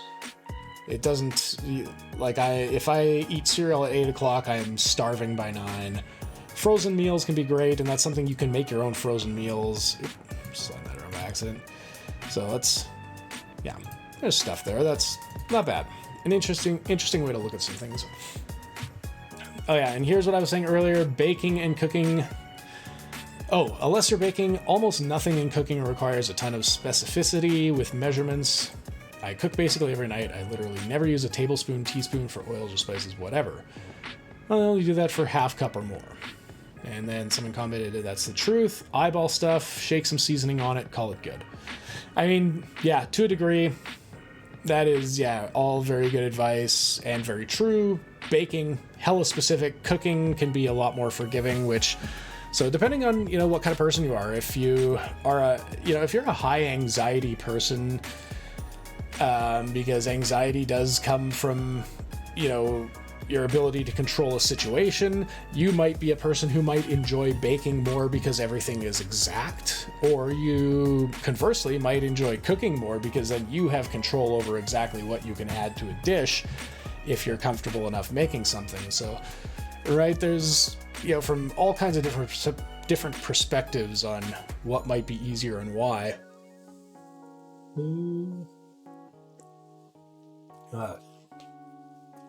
There. But yeah, I like that. Just a interesting thing to kind of mention out there. And this will kind of play into a little bit too. I have a couple pieces of advice that I don't see really anywhere out there that I'm going to talk about once I get through the rest of these. And that kind of plays into one of those things. So honestly, I love cooking when I'm finally into it, but sometimes I can't get myself to get the groceries or even when I have them to actually start it. I have a few recipes that I'm confident about. I end up making them pretty often because I don't like failure. That's, we're going to touch on that in a second. And the timing thing is so incredibly hard for me. End up reheating half the meal eventually. This is why I make lasagna in huge portions. Because then you have food for multiple days. These are easy to time, and when it's in the oven, force myself to clean up the rest. So this comment here has some good advice about like organization, essentially. One of the hardest things about cooking is making sure everything comes out at the same time. So yeah, it can be tricky. If you're making a dish where your entree gets to go in the oven, then you're solid because you can, get something in the oven and then you've probably got half an hour, generally, 20 to 45 minutes, depending on what you're making, is probably what it's going to be in the oven for. Just kind of a general there. But let's say you have half an hour to then throw on a pot for some mashed potatoes or some noodles or whatever, and then, get something ready to do some vegetables up. So that's one way to kind of help time things. When you get more used to cooking, you'll get used to timing things out. But, like mashed potatoes is going to take a lot longer to cook than, microwaving, a package of instant rice or something. I don't even know. I don't use my microwave that much. I'm just trying to think of some sort of example, but like mashed potatoes can take that 45 minutes even if the potatoes aren't small enough. It can even take longer.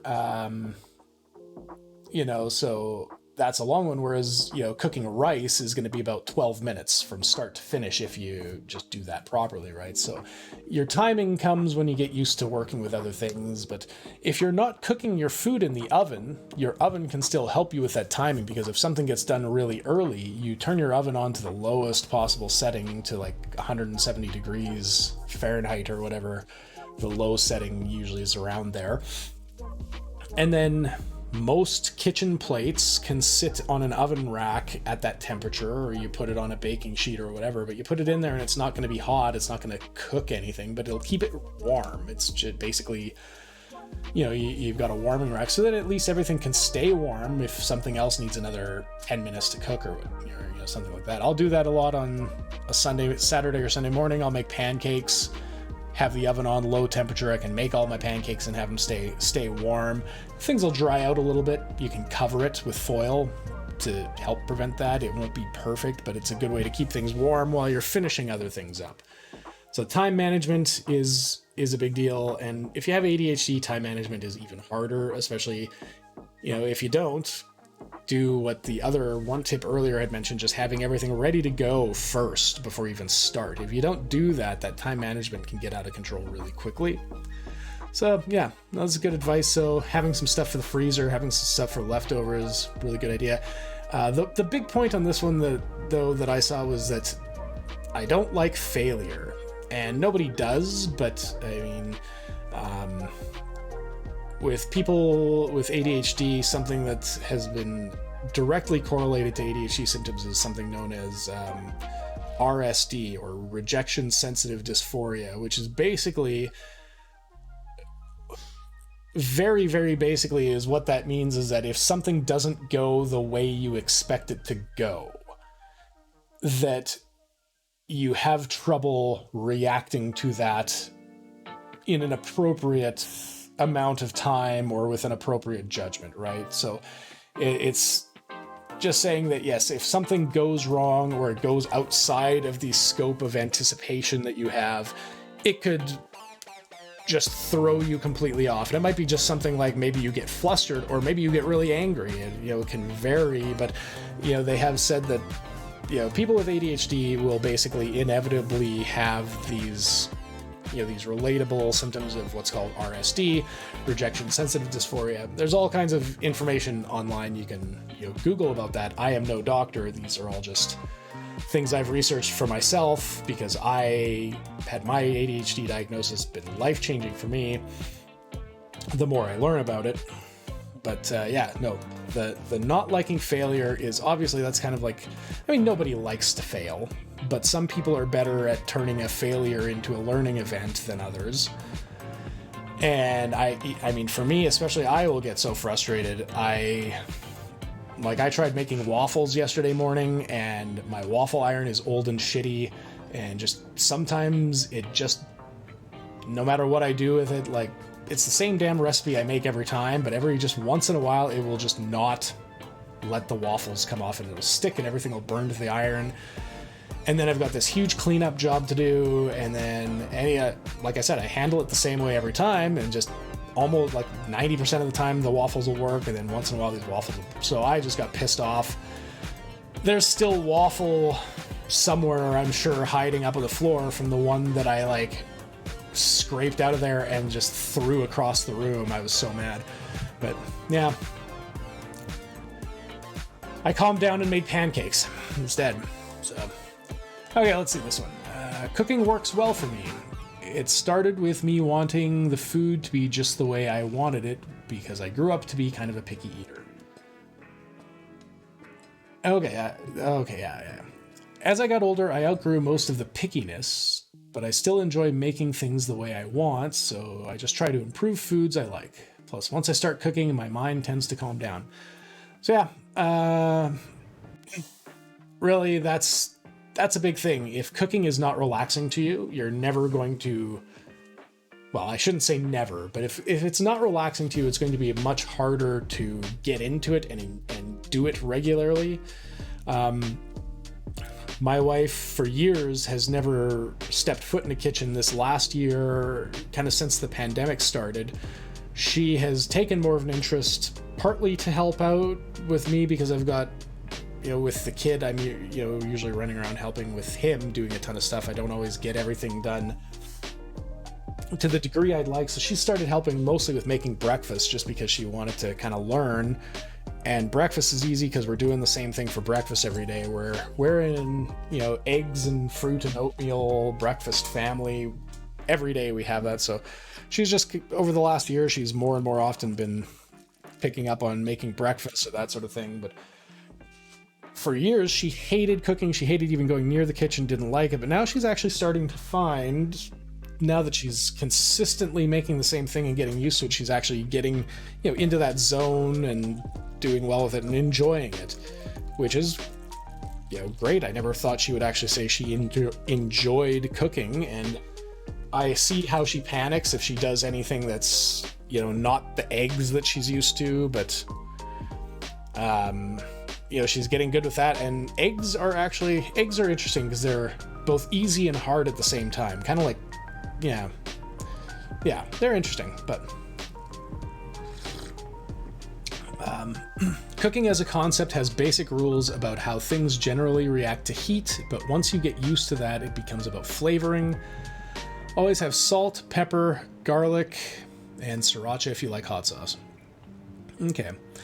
So this one I saved because this one comes really close to getting to the advice that I want to see given, but I never see given. So this one comes really close to getting there, and I think they do a pretty good job.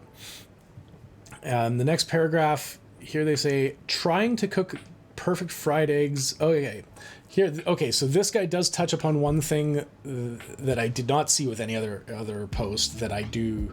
So I was happy to see. This is why I saved this one here. This might be a personal thing, but try to get good cookware. Trying to cook perfect fried eggs on a cheap bent pan with a dollar store spatula is a recipe for infuriation.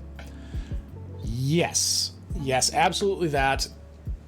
One of the biggest things about cooking in a restaurant is that you have restaurant equipment, and some of the worst restaurants I worked in were the restaurants that cheaped out on equipment and would just buy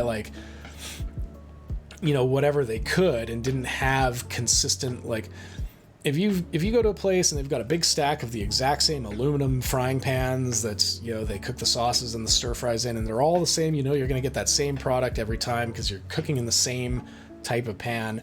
But then I've worked in places where it's like they literally just bought every cheap thrift store pan they could and didn't even look for the good ones. They just bought cheap, and so you've got all different sizes and shapes, and you never get a consistent meal.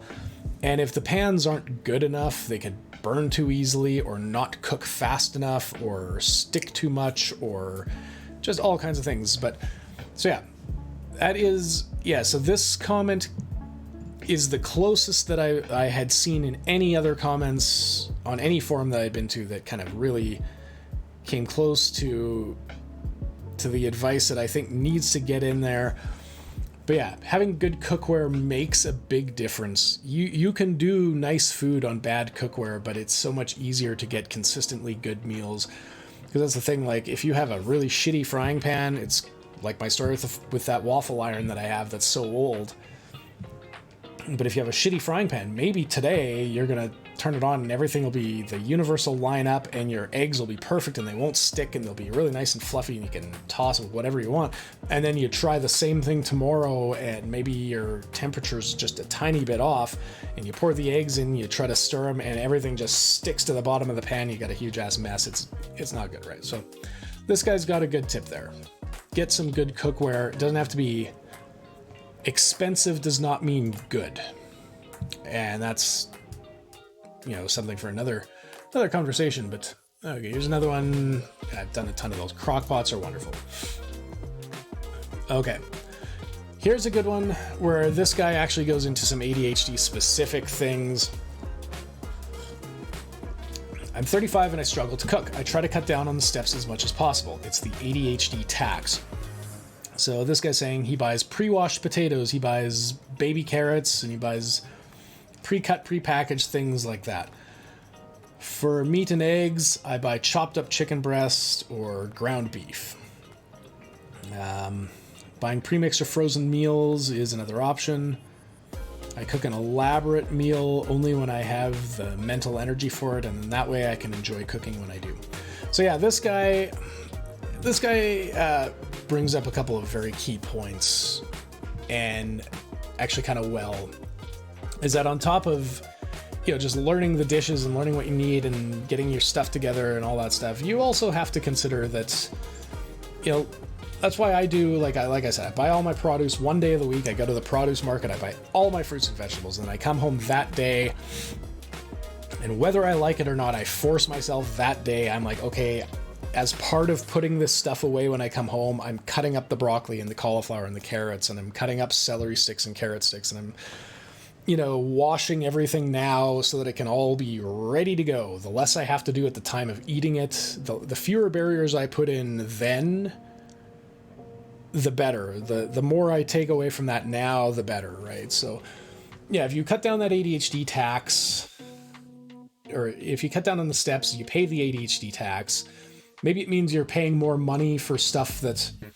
like I could go to a butcher shop and get a whole cut of meat and cut it myself. I'm not going to do that because I don't want to spend that much time cleaning up, cutting up whole chickens or a side of pork or something. I know how. That doesn't mean I'm going to, right? So I'm going to go to the store. I'm going to buy the meat that's the most convenient for me to work with. And if that ADHD tax isn't too high, then that's fine. Or I pre-do all my fruits and vegetables so they're ready to go. Or maybe you buy, chopped up vegetables already, and yes, it's more expensive, but it's ready to go. If you're using them, you can argue about fresh being better than prepared stuff at the store, but if you're using it, it's better than not using it, and that's the main thing. Pre-mixed frozen meals. I always have something, just because some days I run out of time or run out of energy or run out of mood.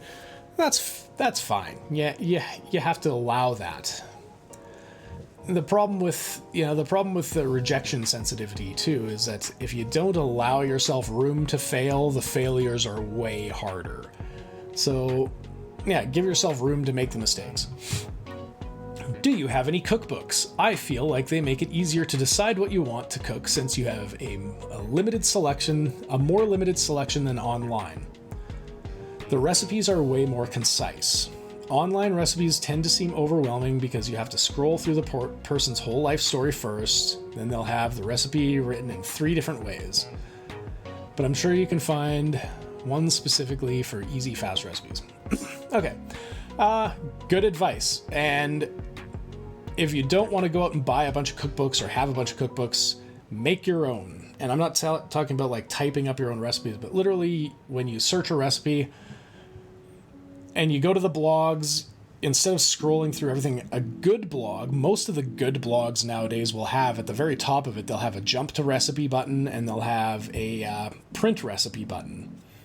The print recipe button might be down at the bottom, whatever, but you jump to the recipe and go to the click screen button, because when you do that, it puts the recipe in the most compact one-page view form.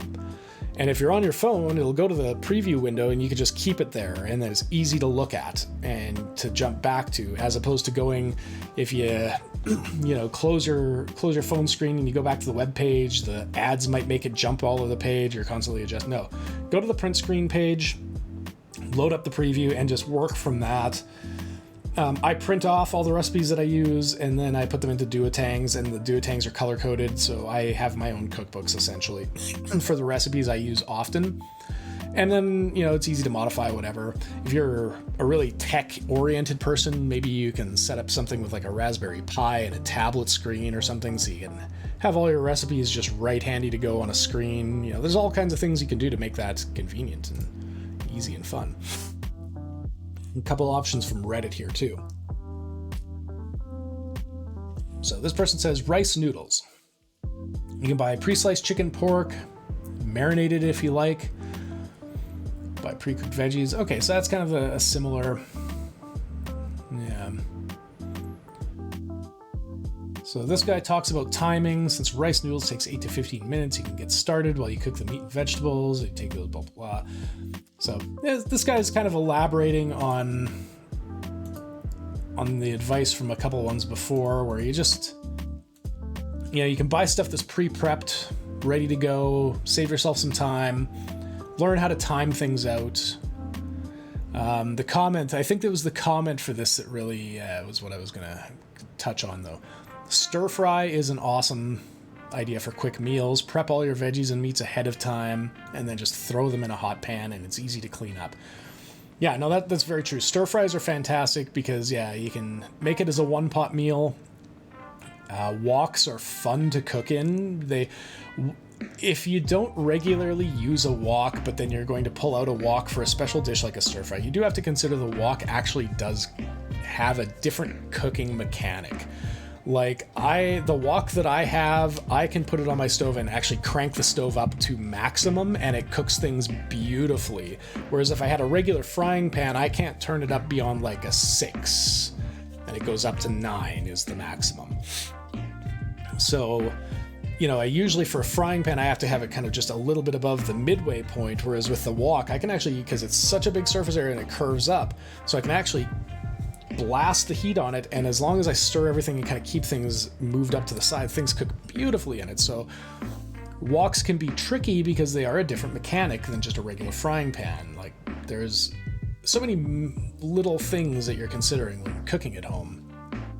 So, but good advice there. Okay, and then this guy, this next one here, practice your mise en place. So if you're not a professional chef, if you haven't heard that term before, basically it just means the stuff that you put in place. It's your prepared stuff. So, usually when you're cooking a dish, you're going to have your, things like all your cut up vegetables or fruits or ingredients ready to go in little individual things so that they're just right there. And it's touching upon that idea of prepping your ingredients and everything beforehand, making sure that before you even start cooking a recipe, before you even open any ingredient for the recipe, make sure you have all the ingredients. Make sure you have all the bowls and spatulas and everything you need, because that can really derail a great project quickly, as if you are just suddenly stuck looking for things right? So, but yeah, this comment here really touches on it in a good detail. It means getting all of your ingredients prepped and measured out, your utensils, pots, pans, etc., before actually cooking. Helps prevent distractions from derailing you, keeps the stress low, improves the turnout of the food. I like doing this with some kind of music or podcast on, then when you cook, you feel like a boss, tossing in the food like a pro. Watch some recipes, they kind of show you what mise en place cooking looks like. Not the prep, but the actual cooking. Yeah. I like this part of the comment too. I love to cook, but I get competitive with myself. I hate cooking and eating bad food. So yeah, that's a really good point too. Like, part of the reason I love cooking at home so much is because I do it better than most of the restaurants I'm going to go out to. And I'm not trying to be cocky or anything. I quite literally I'm a good cook, and I cook good food, and I like the food I cook, and I think it's better than what I'm going to get most of the time when I go to a restaurant. I will go to a restaurant nowadays if, more for a treat for the family. We just want to get out of the house and do something, or there's something specific, like maybe we want to go somewhere for pizza or Chinese food or something very specific that I just don't want to make at home, right? Like, not everything I make is going to be better than everywhere else, but for the most part, the things that I like on a consistent basis, like, there's no restaurant in town that I've been to or that I will go to, and I guarantee this, I make a better hamburger than any restaurant in this city or your city or any city, because I know how I like it, and my hamburgers are fucking awesome. But some people aren't going to think that. Some people are going to disagree. But I like to cook that kind of stuff at home because that's what I know I'm awesome, and I compete with myself. I'm trying to make my hamburger better every time, and I already love it. So, yeah, right? But sometimes you just want to get out just for something different. And that's okay too. But yeah, being a little competitive with yourself can make it a bit more fun too if there's something you really enjoy making and eating. And I hate when something gets screwed up and I have to eat something bad. So, yeah. Let's see. I never knew there was a term for that, the mise en place. That's pretty much how my mom taught me to cook from childhood. It's been ingrained in my head to measure ingredients out, put the packages away, get your utensils and pans out, rinse, stacked, be ready to be washed right when you're done using them. Yeah, exactly. So the more you can organize that kind of stuff, the easier it gets, the better it gets. And there we go. And that goes back to the beginning of the list. So with that, there's a few pieces of advice that I did not see in any of my travels around on the internet looking at some of this stuff. And the closest I came to some of that advice was like kind of with this one, or this, where is it here? Oh yeah, this one back here where they talk about getting good cookware. That was really the closest to the advice that I have coming up that I really found anywhere online. A lot of people talk about things like getting a crock pot or starting small with just 1 or 2 recipes or this and that, but there's a few things that you need to do if you want to cook at home. And if the big thing that is stopping you from cooking at home is that you find that ADHD symptoms are derailing you, they're causing you to get off course with things, they're, you know, if that's what it is that's making it difficult, because maybe you have object permanence issues where the things go into the produce drawer in the fridge and get forgotten about, or maybe you have time management issues where trying to make a complex meal with, you know, multiple components is too difficult because something's going to burn and something's not going to get cooked enough, right? Like, you know, whatever the reason is, you're never going to get what you want or to enjoy it or to be, you know, successful at that if you're not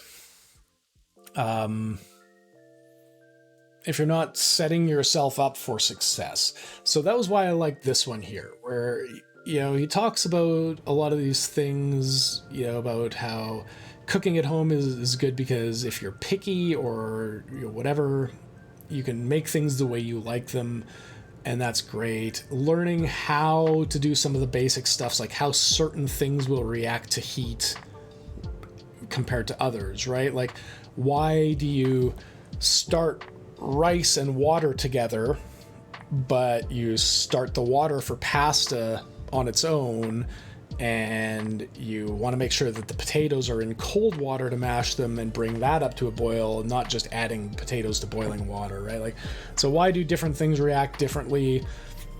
You know, even, you know, like fish cooking is a perfect example. Like, every type of fish cooks differently in the pan, so you can't just say all fish cooks, you know, right? So yeah, there's a lot of things. There's a lot of little things to learn that can be overwhelming. And so again, you got to set yourself up for success, not failure. So this guy touches a little bit on it when he says to get good cookware. But beyond good cookware, you need to, you really need a plan. So say if you're a person, you say, I want to learn to cook at home. What does that mean to me, right? So if I'm going to start with, you know, I'm going to take some of this advice, I'm going to get a crock pot, and I'm going to start with one dish that I do every day. Okay, that's great, but now how do I prepare a crock pot? What do I do? So now you got to think, like, what's going to go in? So you find your recipe and find 1 or 2 similar recipes that you like, that you think you're going to like, that will work for you. And then you figure, okay, so this says I got to chop up vegetables. So now you got to think about that equipment you got to buy. So don't get a shitty knife, don't get a shitty cutting board, and don't get shitty pots and pans, right? Like, don't break the bank on this stuff either, though, right? Like, when I say a shitty knife, I mean, if you buy a chef's knife and it's, you know, bendable, or it's flimsy, or it's really short, or it's, you know, there's a lot of things that can make a chef's knife unappealing to use, and if the knife isn't good, you're probably going to hurt yourself on it, more likely. But conversely, I went to the superstore, like the big franchisee grocery store nearby, a couple of years ago, and I bought a 2-package of knives, of chef's knives. It cost $8, and I recently, like a couple months ago, I did a stream where I did a knife sharpening demo on the stream, and I have those 2 knives, and they sharpen up really nicely. They hold an edge for a fair amount of time. I've never had such value out of a knife, and they're heavy, and they're like not too heavy, but they're heavy enough, and they have a good weight on them. So yeah, you know, like, you can get a really good a really good knife for a good price if you can. But there's a lot of really shitty knives in that medium range of prices that can be really bad. So, take your time, find good equipment, find stuff that works for you. Make sure frying pans and cookware have thick bottoms, so that they cook evenly and they don't burn quickly. If you're looking for non-stick stuff, if you're buying used things, non-stick is going to be hard to find good stuff because people probably will keep a good non-stick pan, but you might still find things. Make sure whatever you buy is thick on the bottom. And even the best non-stick pans I find at some point are going to start using, a little bit of cooking spray or something on them. I have ones that I got at Canadian Tire on sale right now that are really, really good. They're slightly bumpy on the bottom, but they're a really good non-stick. They work great. The one that's playing in this background video right now is one I got also on sale at a Costco, fairly thick. The non-stick coating is okay on them. They're not as good as the other ones I have right now, but they're decent, right? So get a decent pan. Don't break the bank. We were gifted a set of pots and pans for our wedding. It was $1,000 retail set of pots and pans, and I use 2 of them ever. I can't use the frying pans because they're actually really, really terrible. They're poorly weighted, so if you don't have anything in them, they'll tip down towards the handle. And that doesn't help me out at all on my stove, right? And so I don't use any of the frying pans. The soup pot and the stock, the big cooking pots are decent because they're heavy. But even then, I've got other ones that I still like more than those ones. So I saved a couple of them. The lids are really the only thing from that set that I use regularly. And it was $1,000, set of cookware that we got as a wedding present, which we only registered for because registering for that cookware set would enter us into for a trip to New York, which we didn't win. But we told everyone, don't buy this cookware set. We don't actually want it, but someone bought it for us anyway. And yeah, I don't know.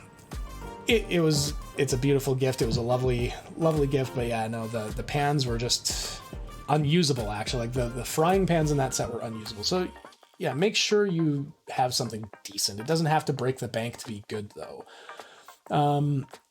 But the other thing, and the other key to this, setting yourself up for success, and I've really skirted around this myself in what I've talked about. Setting up your stuff beforehand when you're looking to make a recipe and you want to set up and get all your ingredients ready and have everything ready to go is all fantastic. But what happens when you get started making a dish and you run out of something, right? And that happens to everybody and happens to me all the time. What you need to do if you want to set yourself up for success is you need to start even smaller, I think, than what a lot of people are suggesting, where they're saying, oh, just start with one dish and get that ready, blah, blah, blah. No, just dial that back a little bit. And before you even start your home cooking process, come up with a pantry, make a pantry for yourself and come up with a way to try to figure out how that's going to look for you. What does a pantry in your kitchen at home look like? So for me, I had to make sure I had all of the spices that I would need, all the herbs and spices, but also making sure that how I have that is in a way that I don't have to look for them. I don't have to make it hard. So I bought a ton of little round mason jars, just the little jam jars and stuff, the very small ones though.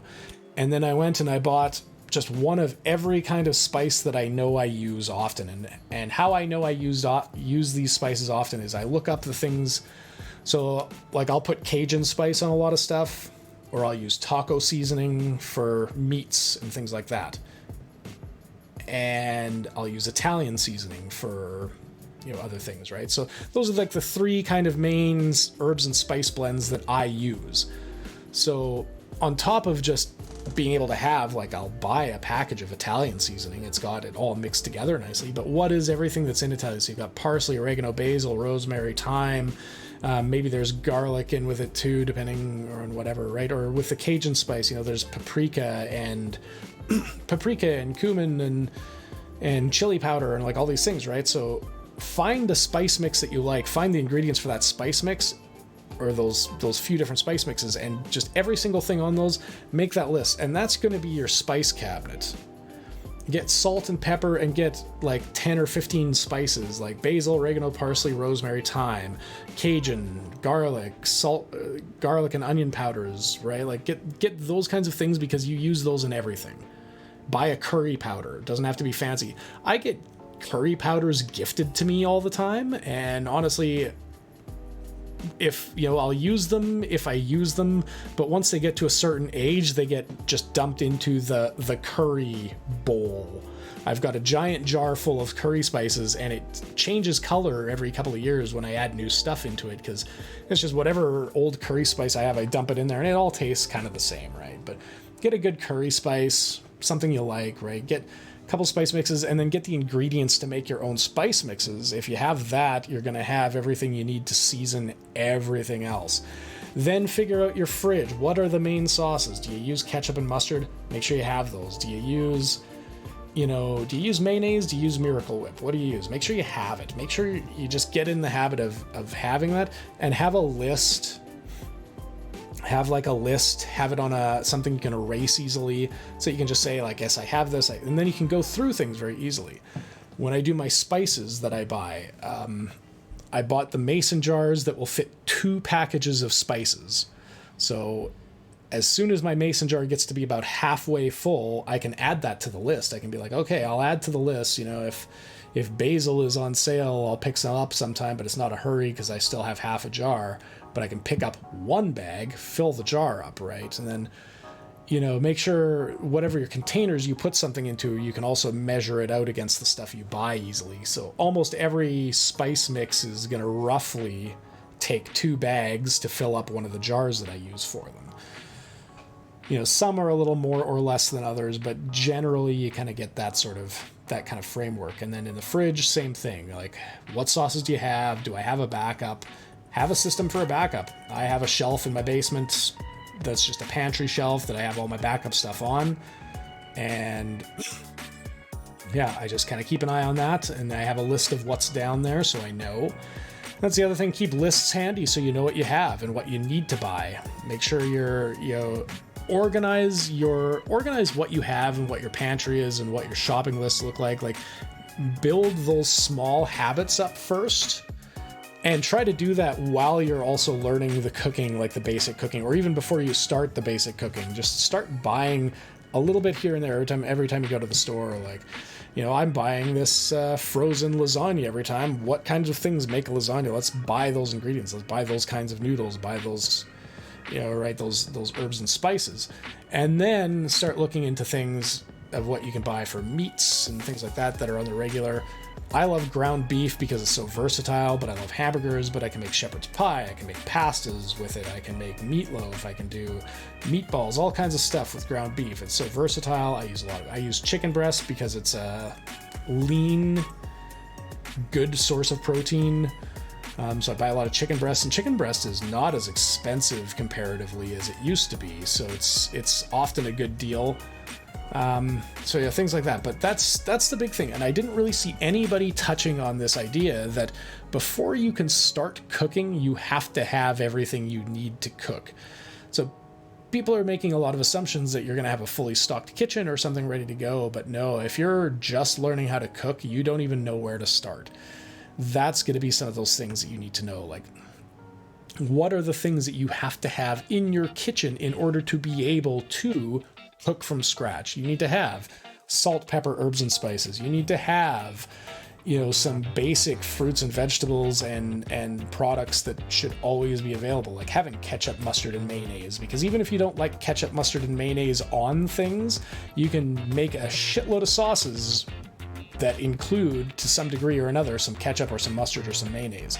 Or if you're doing maybe you want to throw a roast beef in the oven, it's really delicious and takes very little effort. You smother that roast beef in yellow mustard and put it in the oven, and that's fucking delicious. It really is. Like, you can make an amazing roast beef with all you do is just a little bit of salt and yellow mustard on top and let it get nice and crispy. Oh, so good. But there's lots of things that you need to set yourself up for that success first, because if you don't, you're going to fail a lot and it's going to get very stressful and you're not going to know why. That's the problem. but not just the ingredients you cook with too. It's like this comment here on the screen talks about is that, on top of, these ingredients, you got to have good cookware. You got to have good knives and cutting boards and pots and pans and spatulas and spoons. And, nothing's worse than, having something with a flimsy metal handle that gets molten lava hot the second it touches the side of the pan, right? Nobody wants that. That's no good. So, yeah, that was really the big advice that, to me, I didn't see anywhere. Like, starting small and working with one or two small recipes and building up from that, that's great. But you can't do that if you don't have what you need on a consistent basis. If you have to go out every single day to buy the bread and cheese to make a grilled cheese sandwich, then you've still fundamentally got a problem, right? So, if you know that you're going to have a grilled cheese every day, maybe you're going to buy extra cheese slices and you're going to buy a bigger block of cheese to have in the fridge to grate up, and you're going to buy 3 or 4 loaves of bread and put a couple in the freezer, right? Like, so, setting yourself up for that kind of success just by having the ingredients that you need, and you don't know what you need until you need it a lot of times. So figuring out a lot of those basic things ahead of time and just having them ready, because herbs and spices, yes, they will taste less fresh the longer those dried herbs and spices are there, but at the same time, you'll have them. And again, having something when you need it is better than not having it. Eating something that was a frozen dinner is still going to be better for you than not eating it all, right? So, having the things, even if they take a long time to use, it's better than not having it at all. So that's where, setting yourself up for that success, having good cookware, having ingredients on hand. And that takes a bit of discipline, that takes some habit building to be able to do that properly and make sure that you can be prepared for that. So, I don't know. But that was my thoughts on that. That was kind of fun going through some of these because, yeah, from my perspective, like I said, I worked in restaurants for a number of years. I spent a ton of that time in the kitchen, cooking and doing, the grunt work behind in the back of the house. But I've also had time where I've worked as managers in restaurants, and, I've done that route. Basically, if there's a job in a restaurant, I've probably done some form of it, right? I've been a barista, I've done bartending, I've done bouncing, I've done, mostly has been cooking, though, and managing have been the two kind of big aspects of it. And I mean, yeah, Jay, if you're still in the chat, I know I used to work with him years ago, and to his credit, I will say he is a cheesecake wizard. That guy can do things with a block of cream cheese that'll drive a person mad. But, that's the thing. Everybody, cooking has so many different things. Like, I don't know. Cooking is not easy. People make it sound like it should be easy or should be just a simple thing, right? Like, it's not. It's not easy. It's never been easy, right? Like, cooking is a challenge, and there's a lot of aspects to it. Like, maybe you want to do just burgers and sandwiches. Maybe you like making soup. Maybe you like making ethnic food like Chinese food or Indian food or who knows, right? Like, there's so much, there's so many things you can specialize in. I don't know what you're doing, Kat. Like, I'm not stopping you, but I'm also not really allowing you, so you're just kind of frozen there. You've got the indecision. She's got the vapors. The vapors would be if she was fainting, which she is not. She's just being coy. Baby's got the bends. Oh, yeah. But, yeah, so I don't know. Like I said, start of the week, that really caught my attention. I saw this post about someone asking for cooking advice, and there's a lot of great advice given, and it all just, to me, everything felt like it was just missing something. And at the end of the day, that was what I really realized was no one was giving these people the advice they need to set themselves up for success in the first place. Like, so doing a crock pot is great if you have recipes for it, if you have, the wherewithal to kind of get that stuff all prepped up and put it in and then come back for it, or maybe thinking that far in advance is too much for you. Like, I sometimes trying to think of dinner for tonight is impossible. I need to just come up with something like on the fly last minute.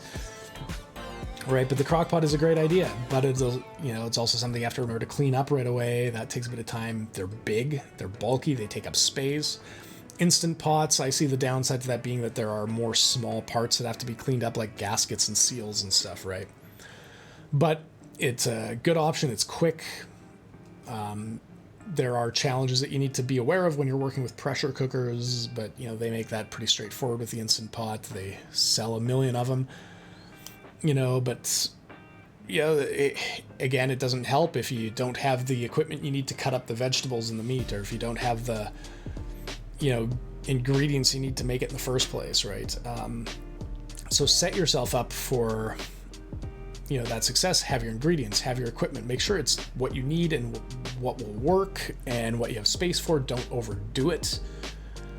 Thrift stores are absolutely great places to buy a lot of that kind of stuff. But you also have to be very careful that it's going to be good quality, but a lot of things to consider. And so I really got sucked into kind of going through some of those posts this week, looking through that. And I just felt like, from my perspective, going from working in that industry for so long and now being, the at-home parent, I'm in charge of making sure all the meals and the groceries and everything, and that we're getting 3 good meals a day and that sort of thing, so it hasn't been a seamless transition, to be honest, right? Like, setting up my kitchen to be a useful, productive space with a good flow, it's challenging. And if you've got a really small kitchen, it's more challenging, right? So there's a ton to consider that I think a lot of that advice was really skipping over, and not a lot of people talked about all the little things you have to learn, right? Like, as someone who's cooked professionally, there's a lot of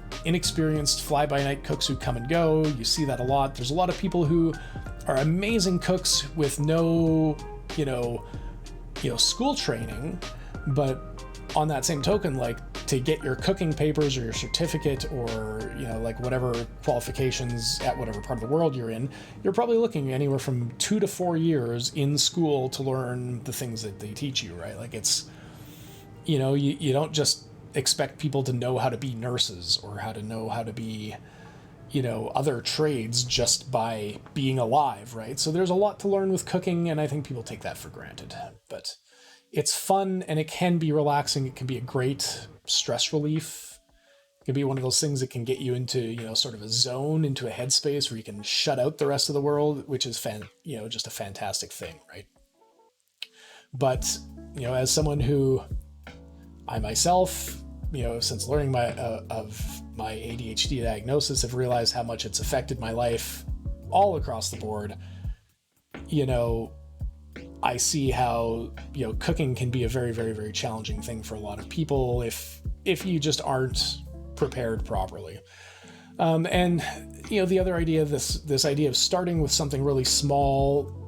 Again, like I said, it's great if you can do that same sort of thing, if you want to eat the same thing every day for a long time until you get better. Yay, nay, that can be one thing. Maybe start with a small selection of dishes or an idea of things you want to aspire towards cooking with. But my advice, honestly, the best thing to start your cooking journey with is eggs. Start making eggs for yourself for breakfast in the morning. There's a million ways to cook them that can teach you all the lessons you need to learn about, having good equipment, having fresh ingredients, having this and that. And the thing about eggs is they are simultaneously the easiest food in the world to cook, but also an incredibly difficult food to cook. Like, eggs can be cooked very well, very easily, and very quickly, but even the tiniest little thing can really make a huge difference with them, which can make it very easy to wreck your eggs as well. You deal with a lot of frustration and a lot of that rejection, a lot of those rejection issues when you're learning to cook with eggs, because the things that can screw it up can be many, and they can be infuriating, but at the same time, it's one of those things where it teaches you the value of consistency and timing And all of the important lessons of cooking can really be found in egg cooking, breakfast egg cooking, because, you know, timing and all the variables and just, yeah, it all kind of presents itself somewhere along the way. It's a very, breakfast cooking in general is a great place to start a cooking journey. And if you make mistakes, you might have some extra breakfasts on any given morning. So, you know, and if you do things like, my breakfast every morning consists of eggs, toast, fruit, oatmeal, and usually something or another to drink beyond coffee and water. You know, so making the oatmeal, you got to learn, you know, that's going to teach you about adding starches to water, right? And how to cook that sort of thing. And the eggs have all kinds of lessons in there, and, you know, fruit and toast and stuff, that comes into the timing issue. Like, when do you do that stuff so it's going to be the peak freshness for your breakfast, right? So that's where I would start if you're trying to learn, if you're new to cooking, you're trying to learn. Start with something like, if you want to do full meal cooking, but you want to start with something manageable, do breakfast, because it's so modular, and, you know, there's a lot to learn from that. And, you know, breakfast is just one of those days where, I don't know, I find breakfast mistakes can be relatively easy to recover from, so it's nice. So, you know, there's that. That's my thoughts on that. So, I don't know, I was really interested in, you know, there's a lot of good advice in some of those. Yeah, a lot of good advice in some of those comments, and yet at the same time, like I said, a lot of them just missed hitting on those key points that I wanted to make about, you know, setting yourself up before you even start, right? Because that's the trick. You prepare for the worst and hope for the best. And that was always my motto in the restaurant world, is be ready for the absolute worst to happen, hope for the best to happen, and you will never be disappointed. So, yeah. Anyway, I've got another ad break that's going to pop on in a second here. I'm going to use the washroom quick, and then I'll come back and do my last little closing wrap up for the morning. Before I pop off on an ad break here, if you are there in the chat, feel free to, you know, drop in any comments. Let me know what you think about anything. I love responding to people's thoughts about this sort of thing as well. If you haven't already, make sure you hit that follow button, and yeah, check out my other social medias, all that stuff. Engage, help me with the community building and all that good stuff. But I will be right back in just a quick moment. I'm gonna let the Twitch ad manager do its thing, possibly. I'm gonna run up to the washroom, and I'll be back in about 2 minutes here. Please bear with me. Be back in a moment.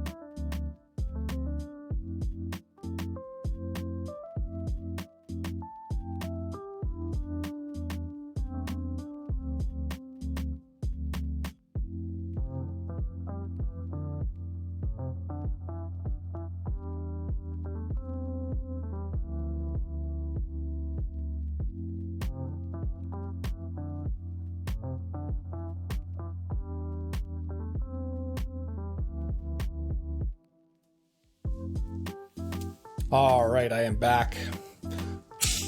Oh, excuse me. The time is 8:06 a.m. in the mountainous region of Alberta, Canada.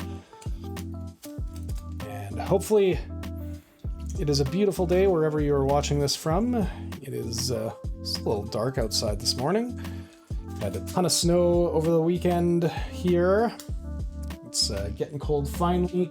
We had a lengthy, nice autumn though, as evidenced by the fact that I actually waited until about 2 days ago to put winter tires on either of my vehicles, but I got them both done just in time for the next day on Friday where it had snowed a crap ton.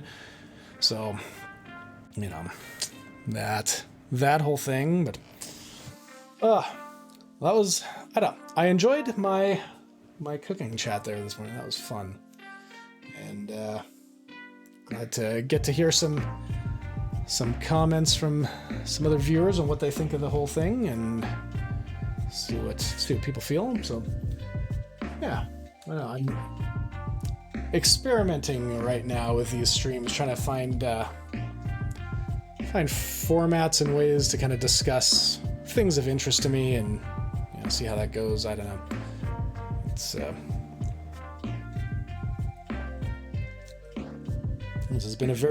Twitch streaming has been a very interesting and fulfilling and fun and rewarding experience and experiment for me, learning quite a lot along the way here. So, you know, like I said, just kind of experimenting with different types of content and content delivery, but I appreciate everyone popping in and joining in on the chat earlier with all the kitchen conversations there.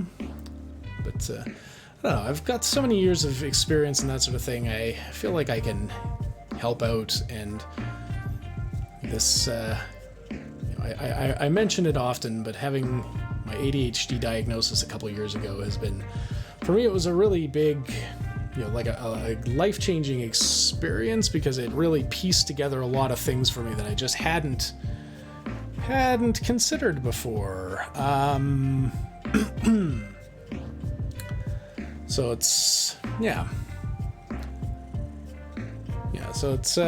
using some of my knowledge and my life experience that maybe I can give some advice to other people or start a conversation even about it, you know, worthwhile. And it was fun. I enjoyed it. So look forward to that kind of thing more and more in the future. But as always, this is definitely kind of a me-centric segment here that I do on my Sunday morning streams. I kind of close out the mornings. Usually I like to talk about, you know, some goals that I've got set for myself, a weekly goal progression, things I've got going on, that sort of thing, and just how it's been going over the last week. Is this the right notebook even? Oh yeah, it is. So, typically what I do is I kind of set for myself three different sorts of goals. I set like fitness goals to make sure I'm keeping myself exercising and staying in good shape. I had years of, well, and still do, years of like back pain issues. It's the most manageable it's ever been lately in my life, but I do have them, so I have to keep an eye on that. I have to be careful with that. But I do have to exercise as well regularly to make sure that that doesn't get worse or it doesn't come back to be, you know, super problematic again. So my exercise goals, I intended to exercise 4 times regularly last week. I can't really say I did 4. It was a very busy week, but I did get a run in, which I haven't done in a couple of months since I had hurt my foot. And that's largely gotten better. It's still kind of bothering me, but the doctor did say when I talked to him last that it shouldn't be an issue if I am exercising and putting strain on the foot. Really, that wasn't the issue. So we had a really nice day. I managed to go for a run. I got a 5K run in, which I hadn't done in, like I said, almost 2 months. So it's been a long time. I was surprised I got as much in as I did, but I didn't quite get in the 4 fitness sessions that I had hoped to. This week I only got about 3 in, so I'm going to leave my goal for next week to be at 4. And it could be weightlifting or like a sustained yoga or stretching type workout, not just doing 5 minutes of stretches before bed. It's going to actually be a thing. I was checking out some of the videos from the DDP yoga program, because it's a more intensive kind of yoga, but it still gets a lot of it gets the benefits of it, obviously. And if you haven't heard about DDP yoga, just Google it. There's a ton of really cool videos about the transformations people have been able to have using that. You are such an intense cat. My gosh. Just sitting there, just giving me the stare. So yeah, I'm going to keep my goal for next week. I'm going to move it to 4 as well. I'm going to try, like I said, it's got to be any version of either weightlifting or some sort of cardio thing. Like if I do manage to get another chance to go for a run, that's great. I don't think that's going to happen. So weight training, cardio training, or mobility training like yoga or some sort of sustained stretching program to keep that going. My music playing. I did actually practice guitar twice this week for a few minutes, more than 5 minutes, and that's all I really had myself penned in to do. I just haven't been as inspired for that. I moved my computer desk around the other day, and then now where my computer tower is too, I had to actually take my guitar off the wall, and I'm going to have to move the hook somewhere else, so that's kind of... Seriously, I'm trying to use the notebook lily pad. You don't get to lay on everything. You don't. You just don't. Okay? And then, so I'm going to keep that at 2 again. Try to practice for a couple minutes at least twice a week. Or if it's not guitar, maybe the piano. I don't know. There's instruments all over the house. You can see the boy's, kind of mini squeeze box accordion on the floor and his drum kit in the corner there. So... even though none of us play anything formally, we all love, just fucking around with the instruments and doing what we can, right? So, oh, you're a sweet kitty. I know, you're a good girl. You are. You're a good cat. Oh, look at that. Look at you. So yeah, let's see. I'll keep it at the 2 guitar play sessions for the week. That's fine. And then the other thing, I was setting out my stream goals that I had set out. I wanted to do some work on the Sunday morning versus the regular stream layout, so I did get that done. I didn't come across anything interesting for taking any new kind background videos. I don't know. I like keeping those background videos. People seem to respond to them. I don't know. Kind of a different thing to have anyway, whatever. And I wanted to set up to do some video green screen things. I want to make some custom alerts, stuff like that for the stream. And I didn't really get a chance to actually record anything, but I did start to get some of the software set up and get my room, make some adjustments to my room to make it a bit easier to have an area to do those kinds of shots. So as of right now, I've got a couple ideas that I'm sort of panning out for video projects that I want to work on. One of them being a channel trailer for my Twitch channel. And I've got a couple DaVinci Resolve tutorials that I'm going to work through in order to create the effect that I want to make for that. So I am working on that. If I can make it through that tutorial video that I want to do, the main one, then I'm going to be happy if I get that done for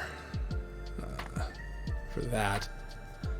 So, because there's a very specific effect that I want to try to recreate to make a channel trailer for my Twitch page here. And again, I'm going to keep my eye out for anything interesting that might make a good, video motion background, that sort of thing.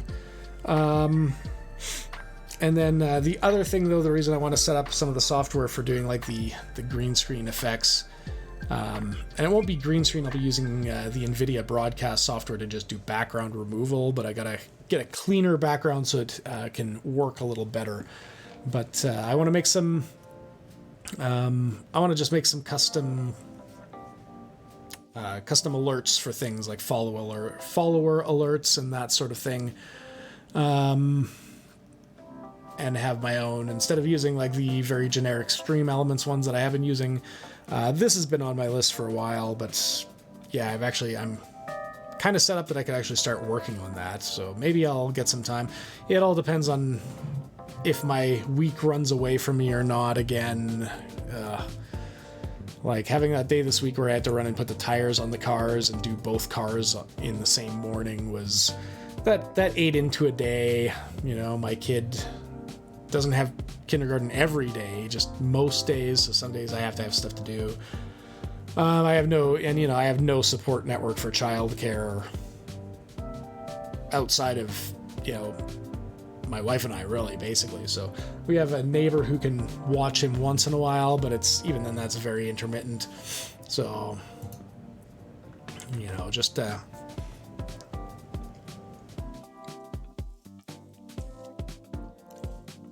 so yeah, just stuff that a lot of these goals really do depend on how much time I can actually get throughout the day to just do the thing. So, on a good day, I can actually get some sustained time, get some work done. I gotta still also take care of all the housework and chores and, grocery shopping and bill paying and all the other shit that I gotta do on top. But I do try to make sure that I get, like I said, the one goal I've had since the very start of streaming that I do focus on, it's less of a weekly updating goal, but more of a philosophy for the stream itself, is that I do try to make some kind of improvement, however minor, so that the next stream should be a little better than the one before. Hopefully. I try. That's what I'm aiming for. That's the goal, right? So, but if I get the time to actually sit down with sit down in DaVinci and work on some of the stuff, those are my goals, is to work on that tutorial video so I can work on my channel trailer, and then keep my eye out for the new motion backgrounds, and hopefully I can work on even making one custom alert. Would be kind of fun. You're too much. You're too much. Mwah. I know. Yeah. Here you go. Yep. I know, right? What a cat. What a cat you are. You're distracting me. And yeah, the guitar playing, that's low on my priority list this week. If I don't get 2 in, then I don't. But maybe I'll be inspired and try to play something, and I don't know. I keep saying, though, too, right, with the, ADHD can make it hard to sit down and actually focus on learning any one thing. So there's a lot of things like music, especially, I learn in very tiny bite-sized chunks. And I just know one day I'm going to wake up and I'm going to pick up an instrument and I'm going to be able to play 500 songs all at once, even though I won't have been able to do it until that time. It'll just, something will happen one time and things will click, and I'll be, it's like I'll just be another step better, right? But I'm hoping, like I said, I have a 4 guitar collection, but I'm 1 guitar good. I need to keep working on it. I really do, because I want to buy more guitars. I don't know why I like them so much. I don't even like playing them as much as I like looking at them. I just think they look so nice. They're stylish and whatever. That's just me. Anyway, the main goal is the fitness goal. Like, getting that in is always that's my biggest priority, because my body falls apart so easily, because I'm almost 40, you guys. I'm old. I'm so old. Turned 40 in a month.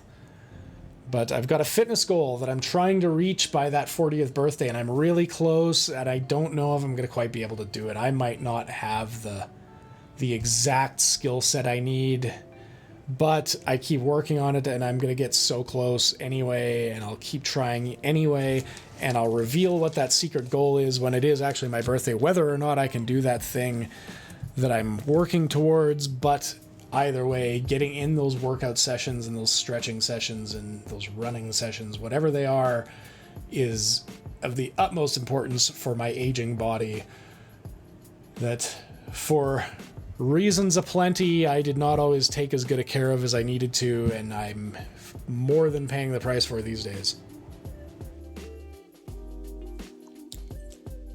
I say as I finish my fourth cup of coffee of the morning, and it's not even 8:30 yet. But that's me. Those are my goals. That's what I'm going to try to do. And I know, like I said, that's kind of my most self-serving segment of the Sunday morning special, is me setting my weekly goals for myself. But it really has done a great job of keeping me accountable. That's one of the fun things I find about doing these streams, is even if I'm just shouting into a void, or if I have 1 million followers who are watching that I don't know about, but regardless, just saying it out loud and knowing that it's out there to the world, not just to me or my basement, does help keep me following those goals and keep working on them and keep making those improvements that I try to make. I try to make them, try to keep working on them. That's all you can really do, right? The me of 5 years ago, when I was 50 pounds heavier and it was none of it muscle, and I was in bad shape and had terrible posture and was always in pain and always miserable and always mad at something or someone about it. And and setting goals has always been very tricky for me to do in the first place, because I either set them way too big or not at all. So learning to set more reasonable goals has always been a very challenging thing for me to do, which is why I have been doing this this way as well. But the me I was long ago compared to the me I am now, making sure I can stick to those goals, even if I fall a bit short. I have to be able to do that and not beat myself up. As long as I don't, stop altogether and fall apart, then I'm doing good. And that's the main thing. But yeah, a month from now, I'll be turning the big 4-0, where I'm really going to be old. I'm going to have to start having more fiber and fewer, more fiber, more taxes, more medications, less fun. That's not true. Shortly after my kid was born, I had heard somebody say that you have to enjoy every time you pick up your kid, because you never know when it's going to be the last time. And that was probably the biggest thing that inspired me to actually get off my ass and start a fitness journey and start a wellness journey. Because when my kid's 18, I'm going to look like fucking Arnold Schwarzenegger, because I'm going to be picking him up until the day he's legally allowed to tell me I can't. So he's already a big ass kid. That's why I've got to stay in shape, because I want to keep picking him up and being able to pick him up and hug him and carry him around. I don't care if he's too big for it. I'm never going to stop loving picking up that little guy. So if it means that I got to be staying on top of things so that I can be old and jacked, then that's, God damn it, that's what I'm going to do.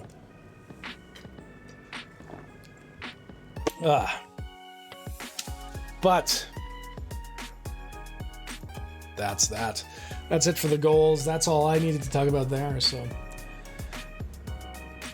if you're watching, if you have any thoughts on any of that, feel free to jump in. I don't mind. I'm just talking about those kinds of things, just shooting the breeze now. But also, feel free to let me know how the audio quality sounds. Like I said, I was mentioning earlier on in the stream, I switched up. I've been using the NVIDIA broadcast software and I turned off my my VST plugins and started using the NVIDIA broadcast to do noise canceling and optimization. I still have my VST equalizer set, but yeah, feel free to let me know how that audio quality does sound. I'm interested in that kind of thing, making sure that the production quality is as it should be. But I am excited about that NVIDIA broadcast, and should work with my laptop as well, which would be really fantastic. I could actually start doing videos fed up in other parts of the house where the sound might not be as optimal, but that way I can still get something going on. Yeah. And other than that, if there's anybody in the chat, if you have a potential raid target you'd like to see me go over to at the end of the stream here, let me know. Stick on for a couple minutes. There's a very usual raid target that I tend to go to. Sometimes he's not on till about 8:30 or so. He's missed a few Sundays recently, so I'm not sure. I hope everything's all right with. If you've ever followed the channel of Chill Spot, really entertaining channel. They do some retro gameplay. They also do some a lot of like artwork streams, drawing streams. Let's see if I can. Is it Chill Spot? Oh yeah, so just Chill Spot. Just show a little clip here. So it's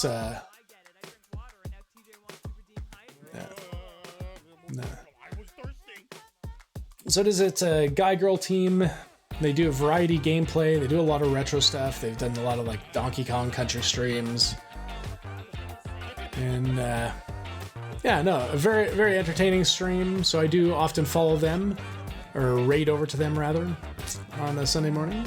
But they haven't been on for the last few Sundays when I've been getting offline, so hopefully everything's okay. I don't know if maybe they've just made a general change to their schedule or something, but yeah, like I said, hope everything's going all right with them.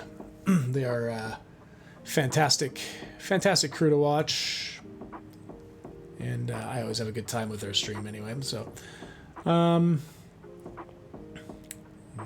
yeah, I'll keep an eye out. They might pop on sooner or later. If they don't, I will probably send the raid over to the channel of Skitsy Poo, another regular Sunday morning raid target of mine. But if there's anyone in the chat, if you've got anybody that you'd like to see me send a raid over to, by all means mention their name and I'll take a quick peek. But yeah, no, it's been I enjoyed doing this stream this morning.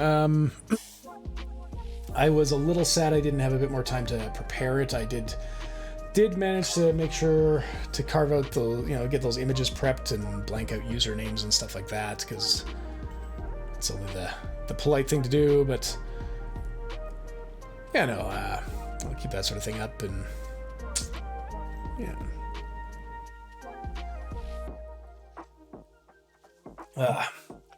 And other than that, I'm gonna hopefully work on my channel trailer coming up here. I also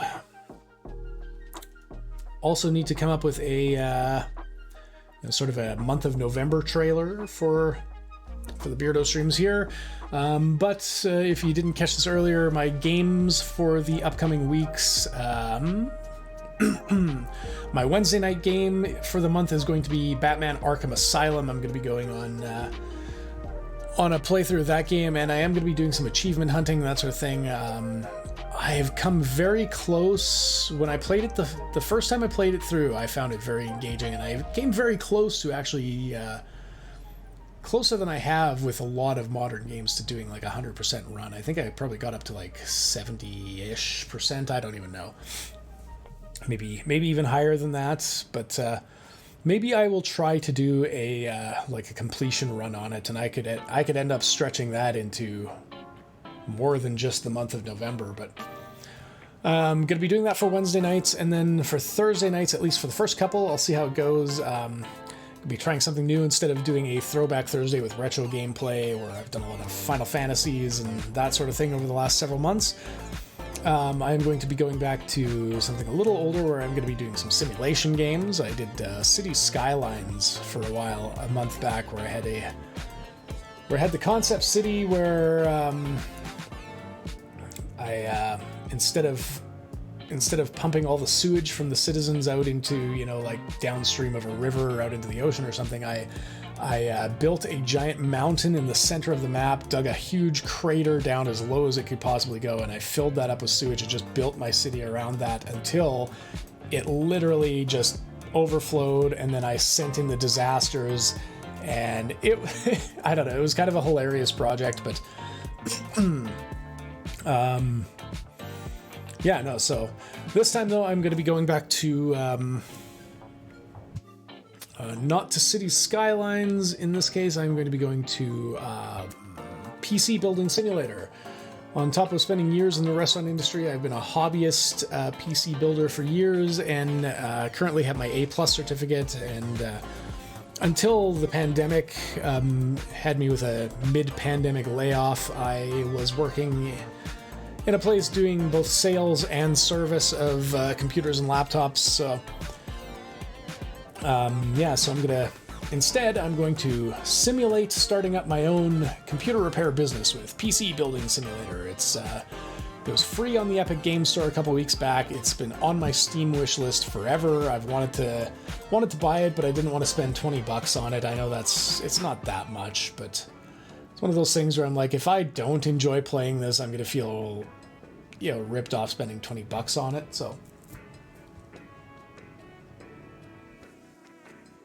So it came on the Epic Game Store library for free a couple weeks back. If you don't know, the Epic Game Store will every week they'll have a free title, sometimes two, and some of them are really good titles.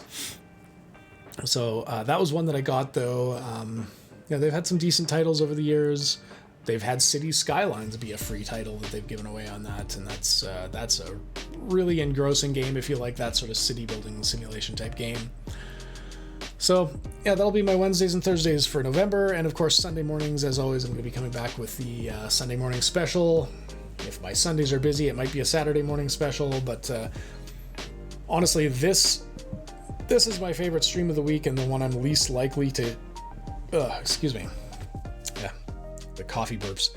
This is my favorite stream of the week and the one I'm least likely to cancel for, any sort of reason or another, so... Yeah. But on that note, it is 8:33 a.m. Mountain Daylight Time. And with that, I can hear the rumbling of some footsteps up above, and it's going to be time to start making breakfast soon. So I'm going to get my ass out of here. I'm going to head on out. Thank you so much for watching. If you haven't already, please hit that follow button, because it does absolutely...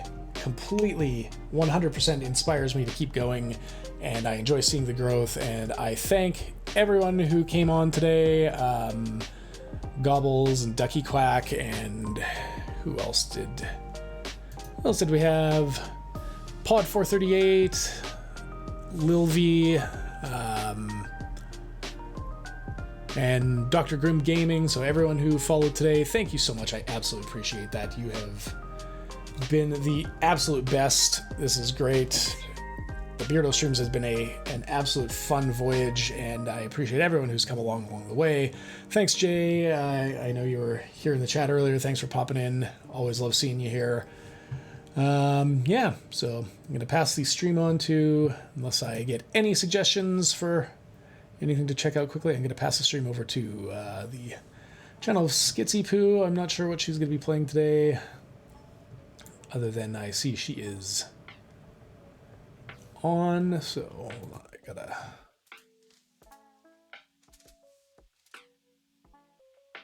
There we go, there was that one thing out of the chat from earlier I needed to get out of my clipboard. Let's see.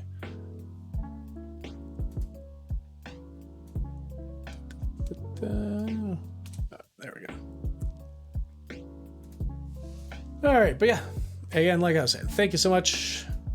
So appreciative of everyone who has been in here today. Thank you for coming in. Thank you for chiming in the chat earlier if you did, and for following along with that. And yeah, hope any of that advice was helpful. So yeah, Wednesday, Thursday, back at 7:45 p.m., not a.m.